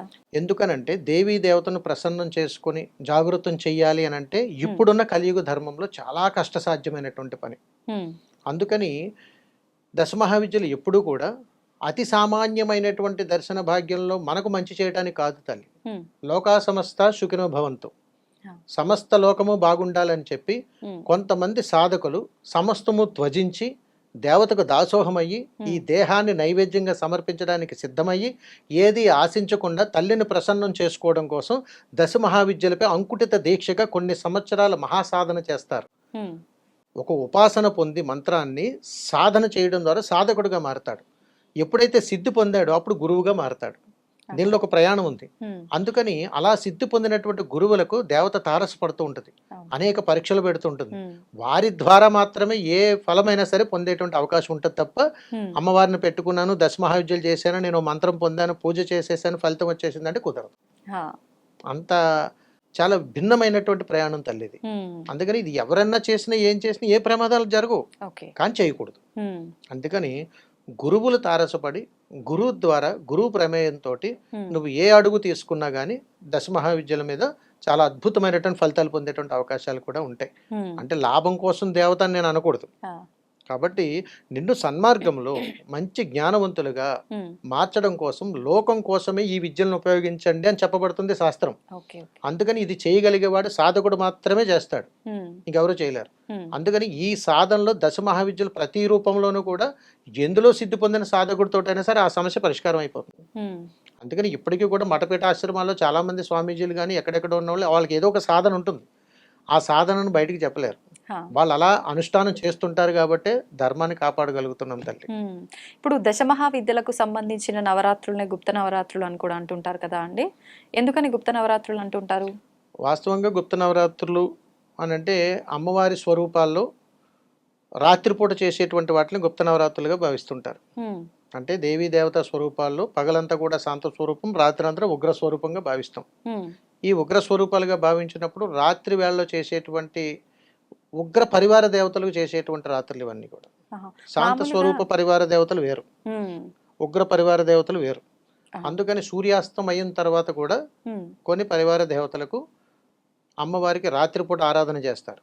ఓకే. అందుకని గుప్త నవరాత్రుల గురించి అంత సాధకులకి ప్రమేయం తప్ప అతి సామాన్యులకు అవసరం లేదు. ఓకే. అయితే ఈ మధ్య కాలంలో అవసరం లేదని అన్నారు. కానీ ఈ మధ్య కాలంలో గుప్త నవరాత్రుల్లో కూడా మీరు అమ్మవారిని ఆరాధించొచ్చు. నైట్ 9 తర్వాత మార్నింగ్ 4 గంటల లోపు మీరు అమ్మవారి ఆరాధన చేస్తే గనక మీరు సాత్విక రూపంలో చేసిన ఆరాధనకి ఏదైతే కోరికలు ఆలస్యంగా నెరవేరుతున్నాయో దీనికి తొందరగా ఫలితం వస్తుంది అని చెప్పి కొంతమంది చెప్పడం జరుగుతోంది. వాళ్ళు పాటించడం కూడా జరుగుతోంది. నిజంగా అలా చేయొచ్చంటారా? ఒక మనిషికి బలహీనమైనప్పుడు హ్మ్. తన సమస్యలు సత్వరమే శీఘ్రంగా తీరిపోవాలని అనుకున్నప్పుడు తను హ్మ్. ఎంచుకున్నటువంటి మార్గంలో ఇలాంటివి తారసపడుతూ ఉంటాయి. హ్మ్. వాస్తవికంగా ఇవి గుప్త నవరాత్రులు అనేటువంటివి సాధకుడు ఉపాసకుడు మాత్రమే చేయాలి, చెయ్యాలి. ఎవరు చేయకూడదు. సామాన్యులకు పనికిరావు. ఓకే. ఇప్పుడు కామాఖ్య అమ్మవారి విషయానికి వస్తే మనం ఇందాక మాంసాహారం టాపిక్ మాట్లాడుకున్నప్పుడు కూడా ఇది ధర్మానికి విరుద్ధం అని మాట్లాడుకున్నాం. కానీ ఇక్కడ అమ్మవారికి నివేదన చేస్తూ ఉంటారు. ఏకంగా పచ్చి మాంసాన్ని నివేదన చేస్తుంటారని అంటారు. ఒక రకంగా అమ్మవారి విషయానికి వస్తే, కామాఖ్య అమ్మవారి విషయానికి వస్తే కూడా ఉగ్రదేవత అని చెప్పి కూడా చెప్తూ ఉంటారు. అక్కడ మనం గనక వెళ్ళి నమస్కారం చేసుకోవడానికి కూడదు అని చెప్పి ప్రత్యేకమైన పూజలు చేయించుకునే వాళ్ళే వెళ్ళాలి అని చెప్పి కొంతమంది చెప్తుంటారు.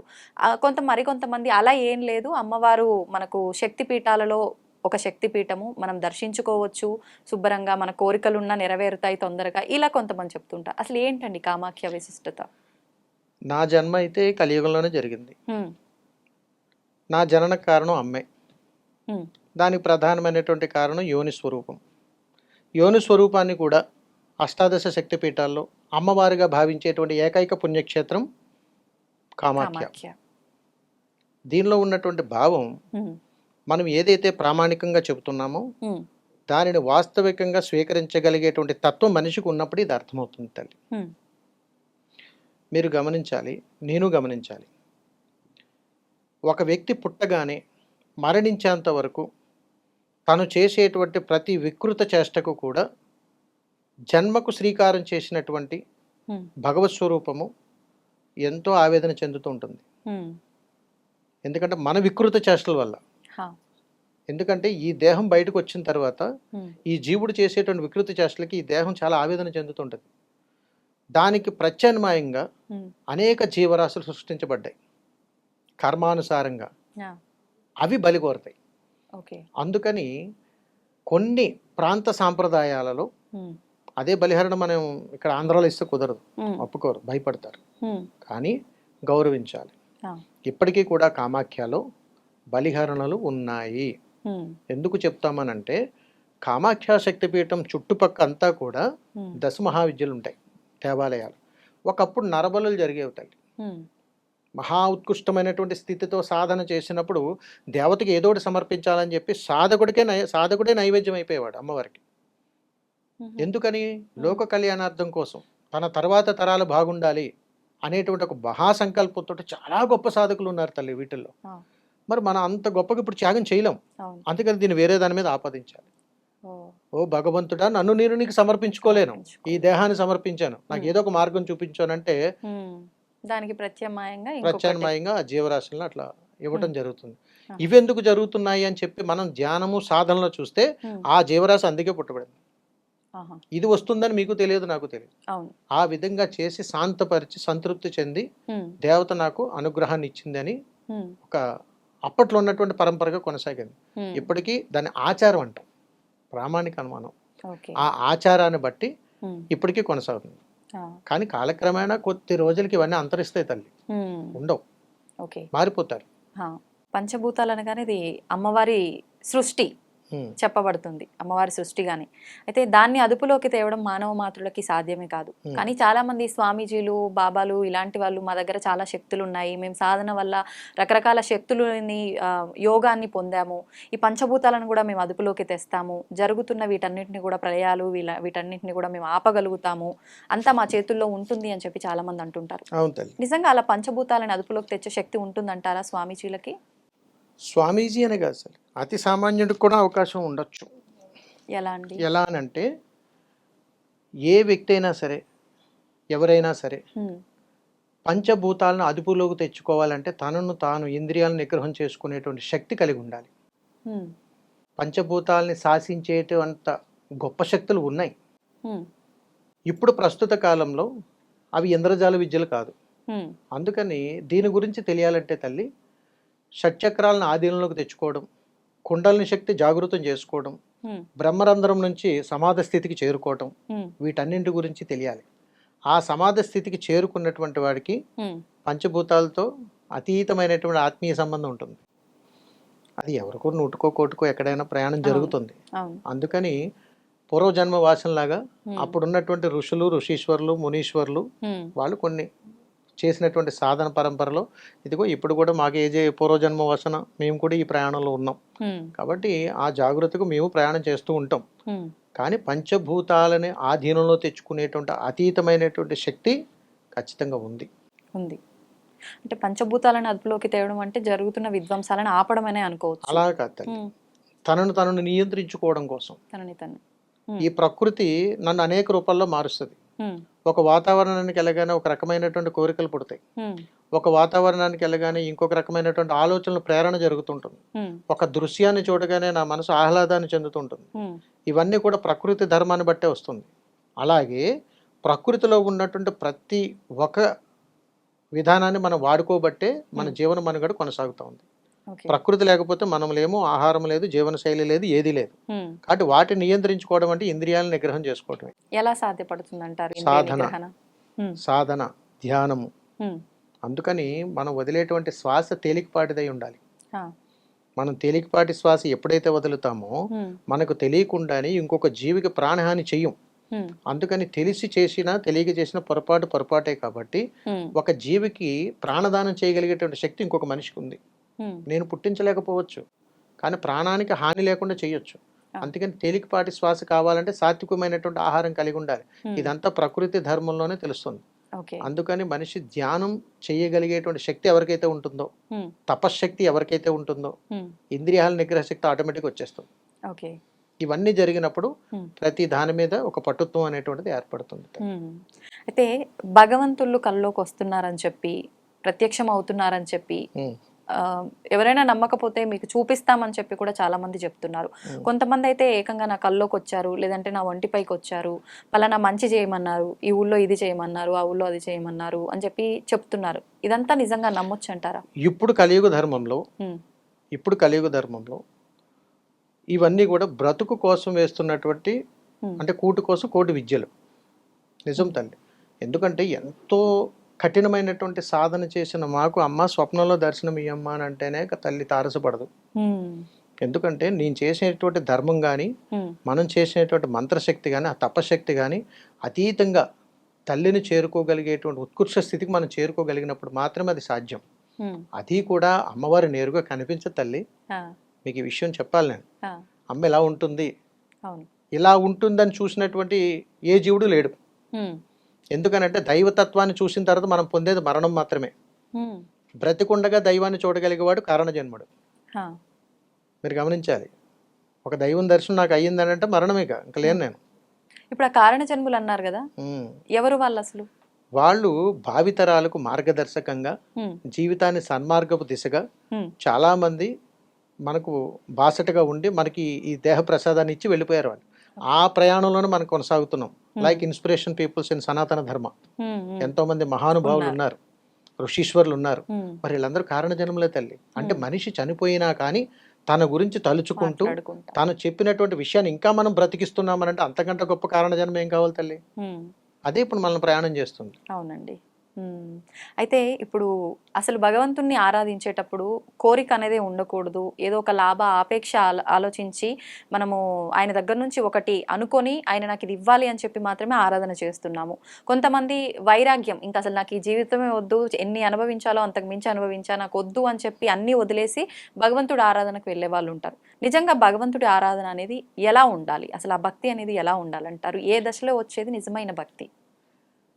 భక్తి ఎక్కువైతే ఉమ్, భక్తి ఎక్కువైతే మనిషి తనను మర్చిపోతాడు తల్లి. ఏ వయసులోంచి రావాలి అని అంటే ఉమ్, సుమారు ఒక 12 సంవత్సరాల వయసు ప్రాయం దగ్గర నుంచి భక్తి అనేటువంటిది అలవాటు పడాలి. ఆ, ఎవరికి వస్తుంది? ఉమ్, కుటుంబ నేపథ్యంలో, ఉమ్, తను పెరుగుతున్నటువంటి వాతావరణంలో, ఉమ్, తల్లిదండ్రులు ప్రవర్తించేటువంటి విధానాన్ని బట్టి, వారు చేస్తున్నటువంటి పెంపకాన్ని బట్టి, ఉమ్, వారు నేర్పిస్తున్నటువంటి సంస్కారాన్ని బట్టి, ఉమ్, అక్కడ ఉన్నటువంటి ఆధ్యాత్మిక విలువలను బట్టి ఆ, భక్తి ప్రవర్తనలు అనేటువంటివి ప్రారంభమవుతాయి. ఉమ్, కాబట్టి బిడ్డలు పుట్టిన తర్వాత 12 సంవత్సరాల ప్రాయం వచ్చేటప్పుడు ఆధ్యాత్మిక కార్యక్రమాలన్నీ కూడా ఆ వయసు నుంచే ప్రారంభం చేయించి పిల్లలతోటి మమేకం చేస్తూ తల్లిదండ్రులు చెయ్యాలి.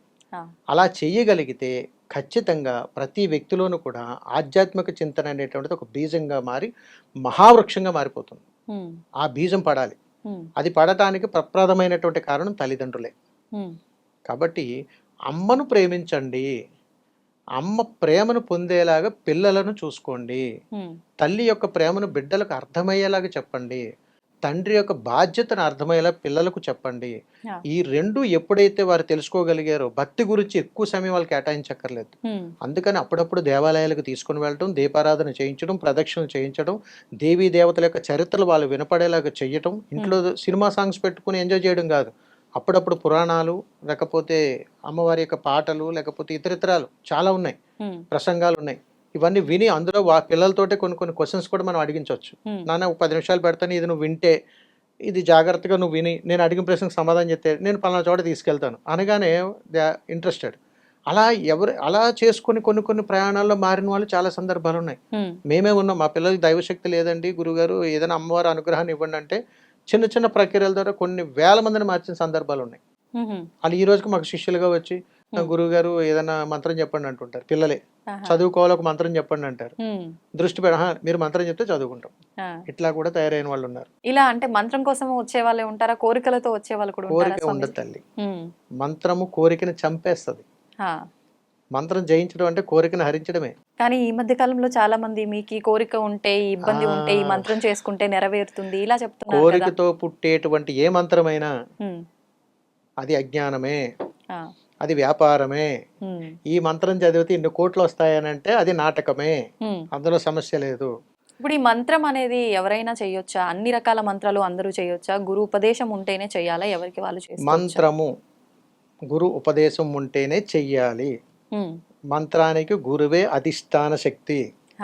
గురువు తన స్వహస్త్రాలతోటి స్పర్శించి చెవులోనే మంత్రాన్ని చెబుతాడు తప్ప ఫోన్లోను ఆన్లైన్లోను మెసేజ్ల రూపంలో మంత్రాలు ఇవ్వరు. అవునా? అందుకని ఒకవేళ అలా ఇస్తున్న మంత్రాలు పనికి రావంటారా? తీసేసేయండి, అవన్నీ వృధా, దేనికి పనిచేయవు. అందుకని గురువు ఇచ్చినటువంటి మంత్రశక్తితోటి ఏదైనా జయించవచ్చు. ఉదాహరణ చెప్పనా మీకు? ఈరోజు నేను ఇక్కడ ఈ సమాజం ముందు, ఈ సనాతన ధర్మ పరుల ముందు ఈరోజు నేను ఎలా కూర్చున్నా అంటే నా గురువు నాకు ఇచ్చిన మంత్రమే. ఆ మంత్రాన్ని నేను కాపాడుకుంటున్నా. ఆ కాపాడుకున్న మంత్రశక్తి గురించి తెలిసిన వాడికి, అనుష్ఠాన శక్తి తెలిసినటువంటి వాడికి, మంత్రం ఉపాసన చేసిన వాడికి నా భాష భావాలు బాగా అర్థమవుతాయి తల్లి. అతి సామాన్యులను చేరుకోవాలని అంటే నాకు ఒక మంత్రం ఇవ్వండి మారిపోతాను. మంత్రం ఇస్తే మారిపోడు కాదు, మంత్రం అనేటువంటిది నీకు రక్ష. అందుకని ఎప్పుడు కూడా మంత్రం గురువు ద్వారా ఎందుకు తీసుకోవాలంటే మనం చేసే చిన్న పొరపాట్లు ఏదైనా ఉన్నా గురువు కాపాడేస్తాడు తల్లి. ఇప్పుడు గురువు ద్వారా మంత్రోపదేశం అయిన తర్వాత గృహస్థ జీవనం ఉన్న వాళ్ళు అన్ని రకాలుగా ఉండొచ్చా? నియమాలు ఏమైనా పాటించాలా? మొహమాటంగా ఉండొచ్చు. వెనకాల గురువు ఉన్నాడుగా, అవసరం లేదు, అన్నీ ఆయనే చూసుకుంటారు. ఇప్పుడు దైవశక్తి ఉంది అని అంటే దుష్టశక్తి కూడా ఉన్నట్టే, దుష్టశక్తులు కూడా ఉన్నాయి అని చెప్పి చాలా మంది అంటారు. నిజంగా దుష్టశక్తులు ఉన్నాయా? ఉంటే వాటి వల్ల మనకేంటి ప్రభావం, ఏమైనా ప్రభావం ఉంటుందా? బ్రహ్మాండంగా ఉంటుంది. మీకు లేదా పగ ప్రతీకారం, అదే దుష్టశక్తి. మీ మనసుకు విరుద్ధంగానైతే ఒక మనిషి మీద ద్వేషం పెంచుకోరా, అదే దుష్టశక్తి. Is called as Yamalokam. మీరు 10 మందికి మంచి చేస్తున్నారు, స్వర్గలోకం. 10 మంది మీకు ప్రశంసలు ఇచ్చారు, అద్భుతం, కీర్తి చాలా ఇచ్చారు. అంతకు మించిన స్వర్గం ఇంకోటి ఏమి ఉండదు. అంటే మనం కల్పించుకునేవి ఇవన్నీ. అందుకని మంచి ఉంటుంది, చెడు ఉంటుంది. అందుకని ఆచారాల్లో కూడా దక్షిణాచారం వామాచారాలు వస్తాయి. అందుకని ముందు వెనక, పైన కింద, ఎడమ కుడి రకరకాల భావాలతోటి మనం అనేక విధానాలు ఉన్నాయి. ఇప్పటికీ కూడా చాలా దూర ప్రయాణం చేసి ఎక్కడో పూజా పునస్కారం తెలియని ప్రాంతాలకు వెళ్ళినా వాళ్ళు కూడా ఏదో ఒక రాయిని అక్కడ పెట్టి నమస్కారం చేసి వారి తోచిన పూజ చేస్తారు. నీకు సాంప్రదాయం తెలుసా అని అడిగామనుకోండి, వాళ్ళకి ఏం అర్థం కాదు. మనకు అన్నీ తెలుసు, చూస్తున్నాం, మాట్లాడుకున్నాం. అందుకే ఇన్ని వైరాగ్యాలు మనకి. అందుకని మనం ఏది చెప్పినా పుస్తకం తిరిగేస్తారు, రిఫర్ చేస్తారు. ఇందులో ఎలా ఉంది, ఈయన ఎలా చెప్పారేంటి అనేటువంటి ఒక క్వశ్చన్ వస్తుంది. అందుకని మంచి ఉన్న చోట చెడు ఖచ్చితంగా ఉంది. కాబట్టి మనం ఆలోచించే దుర్మార్గపు ఆలోచనలే దెయ్యము. మనం ఆలోచించే మంచి భావం ఏదైతే ఉందో అదే దైవతత్వం. అందుకని బ్రతికితే దైవంగా బ్రతకాలి, దెయ్యంగా బ్రతకూడదు. మనమే అంటాం కదండి చాలా సందర్భాల్లో, వాడుక భాషలో ఆ రూపాన్ని చూసి అంటుంటాం మనం, అమ్మ లక్ష్మీదేవిలాగా ఉన్నా అంటాం, మళ్ళీ కాళికాదేవిలాగా స్వరూపం ఏంటంటాం. అంటే ఒక మనిషిని మనమే పోలుస్తున్నాం. మరి ఇది కూడా అలాంటిదే. అంటే ప్రత్యేకించి దెయ్యం ఎలా ఉంటుంది, ఇది ఎలా ఉంటుంది అంటానికి లేదు. క్లియర్. ఇప్పుడు మరణించిన వాళ్ళు కోరికలు తీరకుండా మరణిస్తే దయ్యమయ్యి తిరుగుతుంటారు అని అంటారు. నిజంగా దానికి రూపం ఉండదా? అది నిజమే అంటారా? రూపం ఉండదు తల్లి. ఎందుకంటే ఏ జీవుడైనా గానీ దేహాన్ని వదిలిపెట్టిన తర్వాత సుమారు 7 రోజులు అక్కడక్కడే సంచారం జరుగుతుంది. దీన్ని ప్రేతడు అని అంటారు. Is called as ప్రేతాత్మ. కాబట్టి ఈ ఆత్మ మరణం లేనిది. దేహాన్ని వదిలేసింది. ఈ ఆత్మ ఇంకొక జీవుల్లోకి వెళ్లాల్సిందే, కర్మను మొయ్యాల్సిందే. ఖచ్చితంగా పునర్జన్మ అంటే అదే.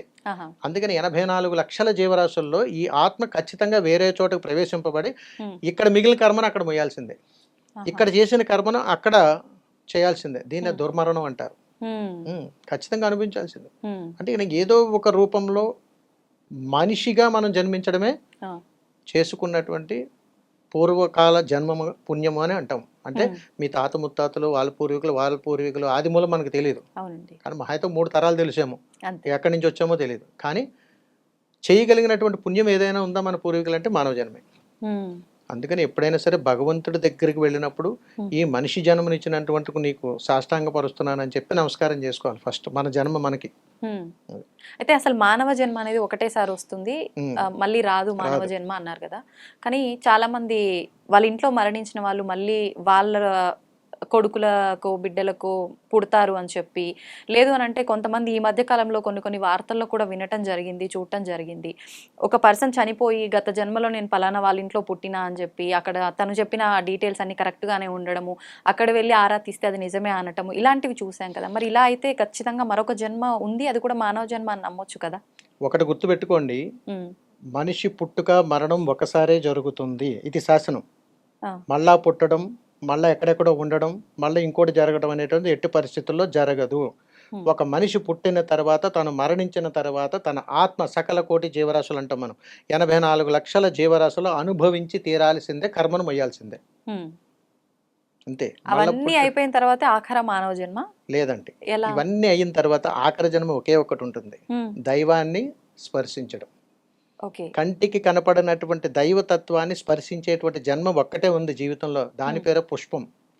ఒక పువ్వుగా మారి భగవంతుని అర్చనగా దగ్గరికి వెళ్ళగలుగుతున్నాం, పాదాలుగా. నేరుగా వెళ్ళి పట్టుకోగలుగుతామా తల్లి? పట్టుకోలేం. అందుకని ఆఖరి జన్మగా పుష్పంగా మనకు ఆఖరి జన్మనిచ్చి మోక్షాన్ని ప్రసాదిస్తాడు. అప్పుడు మనకు జన్మనిచ్చినటువంటి పితృదేవతలు ఆనందపడతారు. అందుకని దేవాలయానికి వెళ్ళగానే శిఖరాన్ని చూడాలి, కాళ్ళు కడుక్కొని తిరిగి ఆరేలోపు దర్శనం కూడా అయిపోతుంది మనకి. అంత బిజీ ప్రపంచంలో ఇంకా మోక్షం ఎక్కడ వస్తుంది తల్లి? ఎందుకు పుట్టాం మనకి ఎలా తెలుస్తుంది? ఆ పువ్వులకున్న పరమార్థం ఏం తెలుస్తుంది? మహామహా యోగులకి పాదాల దగ్గర ఆ పుష్పాలు ఎలా చేరుతున్నాయి, వాళ్ళ మెళ్ళలో మాలగా ఎలా మారుతున్నాయి, ఆ ఈశ్వరుడికి భగస్వరూపాలకి అభిషేకానికి పుష్పాలు ఎలా వెళ్తున్నాయి, మన ఇంటి ముందు ఆ పుష్పం చూడడం మన మనసు ఎందుకు మారుతుంది? రకరకాల పరమార్థాలు ఉన్నాయి తల్లి. ఇదంతా కూడా మోక్షమే అంటాం. అందుకని మనిషిలో ఉన్నటువంటి ఆఖరి జన్మ 84 లక్షల జీవరాశుల్లో నువ్వు జన్మించేంత అన్ని యుగాల నుంచి ఒకే ఒక్క జన్మ ఆఖరిది పుష్పం. అందుకని పుష్పం ఎప్పుడు కూడా పూజింపబడుతుంది. అందుకని ఎప్పుడు కూడా భక్తిగా అతీతంగా దగ్గరగా ఉండండి అని అనటానికి మోక్షం ఏంటంటే మళ్ళా నువ్వు భగవంతుని చేరుకునేటువంటి ప్రాయం జరగవచ్చు ఎప్పుడైనా. అది ఎన్ని తరాలైనా పట్టొచ్చు, కానీ చివరాఖరికి ఖచ్చితంగా జన్మించి తీరాల్సిందే. అందుకని మనిషికి ఆఖరి జన్మ పుష్పం. అందుకని పువ్వుగా అంత గొప్ప చరిత్ర ఉంటుంది తల్లి. ఓకే. అయితే ఇప్పుడు మీరన్నట్టుగా భగవంతుడి పాదాల దగ్గరికి చేరాలి, ఆ మోక్షాన్ని పొందాలి అని అంటే ఈ గృహస్థ జీవనంలో ఉన్న వాళ్ళకు సాధ్యపడుతుందా? ఎందుకు అడుగుతున్నానంటే ఇలా ఉన్నప్పుడు ఖచ్చితంగా బంధాలు, బంధుత్వాలు, స్నేహితులు రకరకాల వీటిల్లో కొట్టుమిట్టాడుతూ మంచి చేస్తాం, చెడు చేస్తాం. ఖచ్చితంగా మన ఖాతాలో మంచి వేసుకుంటాం పుణ్యం, చెడు కూడా వేసుకుంటాం పాపం. ఇది తీరే వరకు మోక్షం పొందము అని అంటారు కదా. అసలు ఎలా సాధ్యపడుతుంది అంటారు ఈ మోక్షం పొందడం? మోక్షం రావాలి అని అంటే ముందు బుద్ధి ఉండాలి. బుద్ధి ఉండాలంటే జ్ఞానం ఉండాలి. జ్ఞానం రావాలంటే తత్వం ఉండాలి. తత్వం ఉండాలంటే శ్వాస బాగుండాలి. శ్వాస బాగుండాలంటే ధ్యానం గురించి తెలిసి ఉండాలి. ఇవన్నీ తెలియాలంటే అమ్మ ప్రేమ తెలియాలి. ఎందుకంటే మనం ఎన్ని తప్పులు చేసినా క్షమించగలిగేటువంటి శక్తి అమ్మకే, మనల్ని సన్మార్గంలో పెట్టగలిగేటువంటి శక్తి నాన్నకే ఉంటుంది. అందుకని గృహస్థాశ్రమంలో మోక్షం వస్తుందా, చెయ్యొచ్చా అని అంటే మనం ఏర్పాటు చేసుకునేటువంటి ప్రయాణాల్లో మన మనసు లగ్నం చెయ్యక, మన ఆలోచనలు కుదురుండక, కామ క్రోధ మదమాత్యాల్లో మనం కొట్టుమిట్టాడిపోతుంటాము. కాబట్టి మనం వదిలేటువంటి శ్వాస బరువుగా ఉంటుంది, కాబట్టి మన ఆలోచనలు మందగిస్తాయి, కాబట్టి అక్కడ మనకు మోక్షం దక్కదు. అందుకని మీరు దేవాలయానికి వెళ్ళి చూడండి, తేలికపాటి శ్వాసే జరుగుతుంది. ఎక్కడైనా అటవీ ప్రాంతానికి వెళ్ళండి, తేలికపాటి శ్వాస, అద్భుతమైన సీనరీస్ కనపడతాయి. అక్కడెక్కడ కొండ ప్రాంతాలు అక్కడికి వెళ్ళండి, తేలికపాటి శ్వాస వస్తుంది. ఎందుకని? ఇంత బరువైనటువంటి ఉండవు. ఎందుకనంటే మనం తీసుకునే ప్రతి నిర్ణయము మనల్ని బరువుగా చేస్తుంది, భారంగా మారుస్తుంది. అందుకని మన ఆలోచనలు మారిపోతుంటాయి. అందుకని మనసును కేంద్రీకృతం చేయలేం. అందుకని ఎప్పుడు కూడా మనం అన్కాన్షియస్ లోనే మన ప్రయాణం జరిగిపోతుంది. కాన్షియస్ గా జరిగేది ఒకటే మరణం. అదే మోక్షం. ఆ, అందుకని చాలా మంది మోక్షతత్వం కోసం ఉమ్, దేవాలయాల చుట్టూ దర్శిస్తుంటారు. అందుకని చెప్తుంటాం, అమ్మా నీ జీవిత కాలంలో కాస్త సమయాన్ని దేవాలయాల చుట్టూ తిరగండి అమ్మా అంటాం. ఉమ్, అంటే తేలికపాటి శ్వాసనన్న నువ్వు వదలగలిగితే, 2 రోజులు ఉపవాసం చేయగలిగితే నీ ఆరోగ్యం బాగుపడుతుంది, అవును. మనసు తేలిక పడుతుంది, ప్రశాంతంగా ఉంటుందని చెప్పడంలో పరమార్థం ఇది. వైద్యం నారాయణ హరి. ఉమ్, కాబట్టి మనకి తెలియకుండానే మనిషిని పరోక్షంగా బ్రతికించగలిగేటువంటి తత్వం మోక్షం. ఓకే. అందుకని ఇందులో చెప్తుంటాను, గృహస్థులు చేస్తేనే మోక్షం వస్తుందా లేదు తల్లి, ఉమ్, ఎవరైనా చేయొచ్చు, కానీ అద్భుతమైన ప్రదేశం ఉండాలి. ఉమ్. ఇన్ని పాపాలు చేసి చేయాల్సిన విధానాలన్నీ తప్పుడుగా ఆచరించి ఎన్నో చేస్తుంటాం మానవ జన్మలో ఉన్నప్పుడు. కానీ పెద్దవాళ్ళు చెప్తూ ఉంటారు, మరణించేటప్పుడు ఎవరైతే దైవనామ స్మరణతో మరణిస్తారో వాళ్ళ పాపాలన్నీ హరించుకుపోయి మోక్షం పొందుతారు అని చెప్తారు పెద్దలు. అది నిజమైన మాట? సామెత కోసం, మాట సామెత కోసం అలా చెప్తూ ఉంటారా? నిజమే అని నిజం నేను ఎలా? ఒప్పుకోవాలి అని అంటే నాకు 100 సంవత్సరాలు రావాలి. ఎందుకని? ఎందుకనంటే తల్లి, పూర్వకాలంలో మరణించేటప్పుడు ఉమ్, భగవన్నామస్మరణ చేస్తే మోక్షం వస్తుంది. ఉమ్, క్లియర్. ఏ దేవాలయానికి వెళ్ళినా ఉమ్, మీరు దర్శనం చేసుకుని వచ్చేస్తారు. అవును. మార్గ మధ్యలో మరి ప్రమాదాలు జరుగుతాయి, ఉమ్, మరి మోక్షం వచ్చినట్టేనా? మరి మరణం ఎందుకు వచ్చింది, ఉమ్, ఎందుకు వస్తుంది? ఉమ్, దేవాలయాలకి వెళ్ళి మరణించిన వాళ్ళు చాలా మందిని చూస్తుంటాం మనం. అవును, అవును. ఇది నిజం. ఉమ్, అందుకని చెప్తుంటాం తల్లి, దేవాలయాలకు వెళ్ళడం అంటే భగవంతుని దర్శనం చేసుకుని వచ్చేయడం కాదు. ఉమ్, కష్టాల్లో ఉన్నాం కదా అని భగవంతుడికి మన కష్టాలు చెప్పుకుని వచ్చేయడం కాదు. ఇంట్లో భార్య కష్టాలు చెప్తే భర్త వినడు, అన్నయ్య కష్టాలు చెల్లికి చెప్తే వినడు, ఒక ఆఫీసు ఉద్యోగాలు చేసాడు తోబుట్టులు చెప్తే ఎవరు వినరు. ఉమ్, కానీ వినగలిగేవాడు, తిరిగి సమాధానం చెప్పలేనివాడు భగవంతుడి గట్టి గుడికి వెళ్ళి మొక్కుకుంటాం. కానీ మేమేం చెప్తామో తెలుసా తల్లి, ఉమ్, నీ కష్టాలు తీరాలన్నా, ఇబ్బందులు తీరాలన్నా, మోక్షం రావాలన్నా, నువ్వు మరణించిన తర్వాత ఈ చేసినటువంటి కర్మలన్నీ పోవాలనన్నా ఉమ్, సేవ చేయమంటాం. ఎలాంటి సేవ చేయమంటామంటే, ఆకలితో ఉన్నవాడికి అన్నం పెట్టడం గొప్ప కాదు, అన్నం తిన్న తర్వాత ఆకును కూడా తీయాలి. చేస్తామా? చేయంగా. రెండోది, ఎక్కడైనా వివాహం జరుగుతుంటుంది, ఉమ్, ఆకలితో ఉన్న వాళ్ళు అక్కడికి 10 మంది వస్తే అన్నం పెట్టం. 500 మంది మనం పిలిచిన వాళ్ళు వచ్చారా లేదా అని ఆలోచిస్తాం తప్ప గేటు బయట ఉన్న 10 మందికి అన్నం పెట్టలేం. కానీ గొప్పతనం ఎక్కడ వస్తుందని అంటే, ఎవరైతే వివాహానికి కూర్చున్నారో, ఎగ్జాంపుల్గా చెప్తున్నాను మీకు, వారి దంపతులతో కూడా అక్కడ తిన్నటువంటి ఎంగిలాకులు తీయించాలి. అవునా? మోక్షం అది ఉమ్, ఖచ్చితంగా. ఎందుకంటే అక్కడ ప్రసాదంగా కానీ నువ్వు ఏది వడ్డించినా తీసుకున్నప్పుడు 2-3 తీసినట్టు వారి ఆశీస్సులు సంపూర్ణంగా దక్కుతాయి. ఎంతమంది చేస్తున్నారు? ఉమ్, దేవాలయాలకు వెళ్తుంటాం. ఆ, నేనేమంటానంటే, మీరు దేవాలయానికి వెళ్ళండి, దర్శనం చేసుకోండి, ఉమ్, కనీసం అక్కడ సేవ చేయండి. అంటే దేవాలయాలు శుభ్రపరిచేటట్లు మనం కూడా భాగస్వామ్యం అవ్వాలి. ఓకే. అక్కడ చీపురు తీసుకోవాలి, శుభ్రం చేయాలి, తుడవాలి, కాస్త నీళ్లు కొట్టాలి, ఏదో ఒక సేవ అక్కడ మనం చేయాలి. ఉమ్, ఎక్కడైనా చేస్తామా తల్లి? మన ఇంట్లో పనులు చేసుకోవడానికి మనకు ఖాళీ లేదు, గుడికెళ్ళి ఏం చేయాలి? అదొక నామోషిగా ఫీల్ అవుతాం. ఎంతో స్థితిగా మనకి వస్తేనే కానీ ఉమ్, ఆ అనుగ్రహం దక్కదు, అది అందరికీ తారసపడదు. అవునండి. అలాగే దేవాలయాల్లో అన్నదానం జరుగుతుంది. గొప్ప కోసం వెళ్ళి 4గురికి వడ్డించి 3 ఫోటోలు దిగి ఆడ హల్చల్ చేస్తాం. తన పరమార్థం తెలుసా తల్లి? ఉమ్, ఏంటండి? నువ్వా వడ్డించలేదు, నువ్వా పండించలేదు, ఉమ్, నువ్వా వండలేదు, మరి అక్కడ సిద్ధం చేసిన ప్రసాదం తినడం వల్ల నీకు వచ్చే మోక్షం ఏమిటి? ఉమ్, గమనించండి. దేవాలయాలకు వెళ్ళి ప్రసాదం తీసుకుంటాం, అవును. చాలా గొప్ప కోసం అంత ప్రసాదం తీసుకెళ్ళి 10 మందికి పంచి, నేను రోజు ప్రసాదం పంచుతున్నానండి అంటాం. ఉమ్, అది కాదు ధర్మం. అక్కడ ప్రసాదం తినడం వల్ల కలిగే మోక్షం అంటే, అక్కడ ఇచ్చిన ప్రసాదాన్ని ఎలా సంచిలో పెట్టుకుని ఇంటికి తీసుకొచ్చి ఫ్రిడ్జ్ మీద, దివానం కాటు మీద అక్కడెక్కడ వదిలేస్తుంటాం. ఇదా ధర్మం? కాదుగా. ఇది ఇప్పటికీ జరుగుతూనే ఉంటాయి. అవును.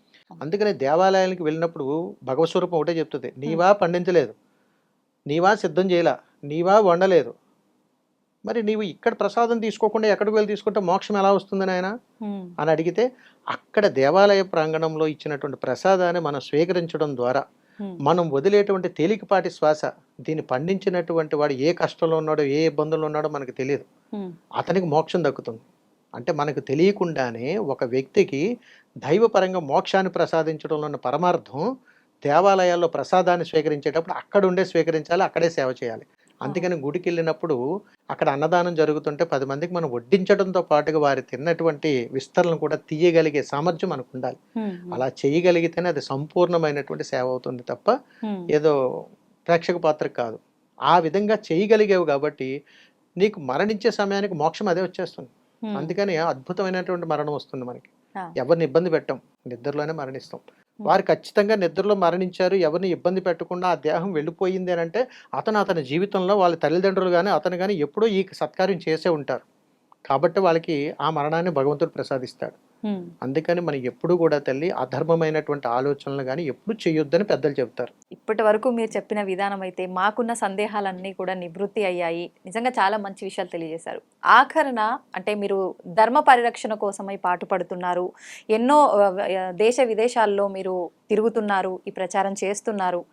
లాస్ట్ అండ్ ఫైనల్ మా ప్రేక్షకులందరి కోసం ధర్మం గురించి ఏదైనా చెప్పదలుచుకుంటే ఏం చెప్తారు? ఈ కార్యక్రమం చూస్తున్నటువంటి ప్రతి ఒక్కరికి నేను చెప్తున్నటువంటి ఒకే ఒక విషయం, సనాతన ధర్మాన్ని నమ్ముకోండి, అమ్ముకోకండి. కన్న తల్లి లాంటిది. మతం మార్చుకుంటే అమ్మను అమ్మినట్టే. అందుకని హిందువులుగా పుట్టం, హిందువులుగా పెరగాలి, హిందువులుగానే మరణించాలి. సనాతన ధర్మాన్ని పరిరక్షించడం కోసం నేను సైతం అంటూ ముందుకు వచ్చాను. దీనిలో కాషాయాన్ని ధరించి ప్రతి ఒక్కరికి ఒకటే చెబుతున్నా, సనాతన ధర్మంలో ఎన్నో సమస్యలకు పరిష్కార మార్గాలు ఉన్నాయి. చింతించాల్సిన అవసరం లేదు, ఆత్మహత్యలు చేసుకోవాల్సిన అవసరం లేదు. మీరు ఎక్కడ ఉన్నా, ఏ మూలనున్నా, నాకు ఒక రూపాయితో పని లేదు. నేను చేసేటువంటి మహాయజ్ఞంలో మీరు కూడా సమిధి అవ్వండి. మీ సమస్యకి ఎలాంటి సమస్య అయినా సరే పరిష్కారాన్ని పొందండి. కేవలం సనాతన ధర్మం ద్వారా మాత్రమే పరిష్కారాలు ఉన్నాయి. కాబట్టి మనం చింతించి చక్కటి జీవితాన్ని, భగవంతుడు ఇచ్చినటువంటి ఈ దేహ ప్రసాదాన్ని సద్వినియోగం చేసుకోండి. సనాతన ధర్మం కోసం పాటుపడండి, ఒక సైనికుడిగా నిలబడండి. జై హింద్. ధన్యవాదాలండి. శుభం.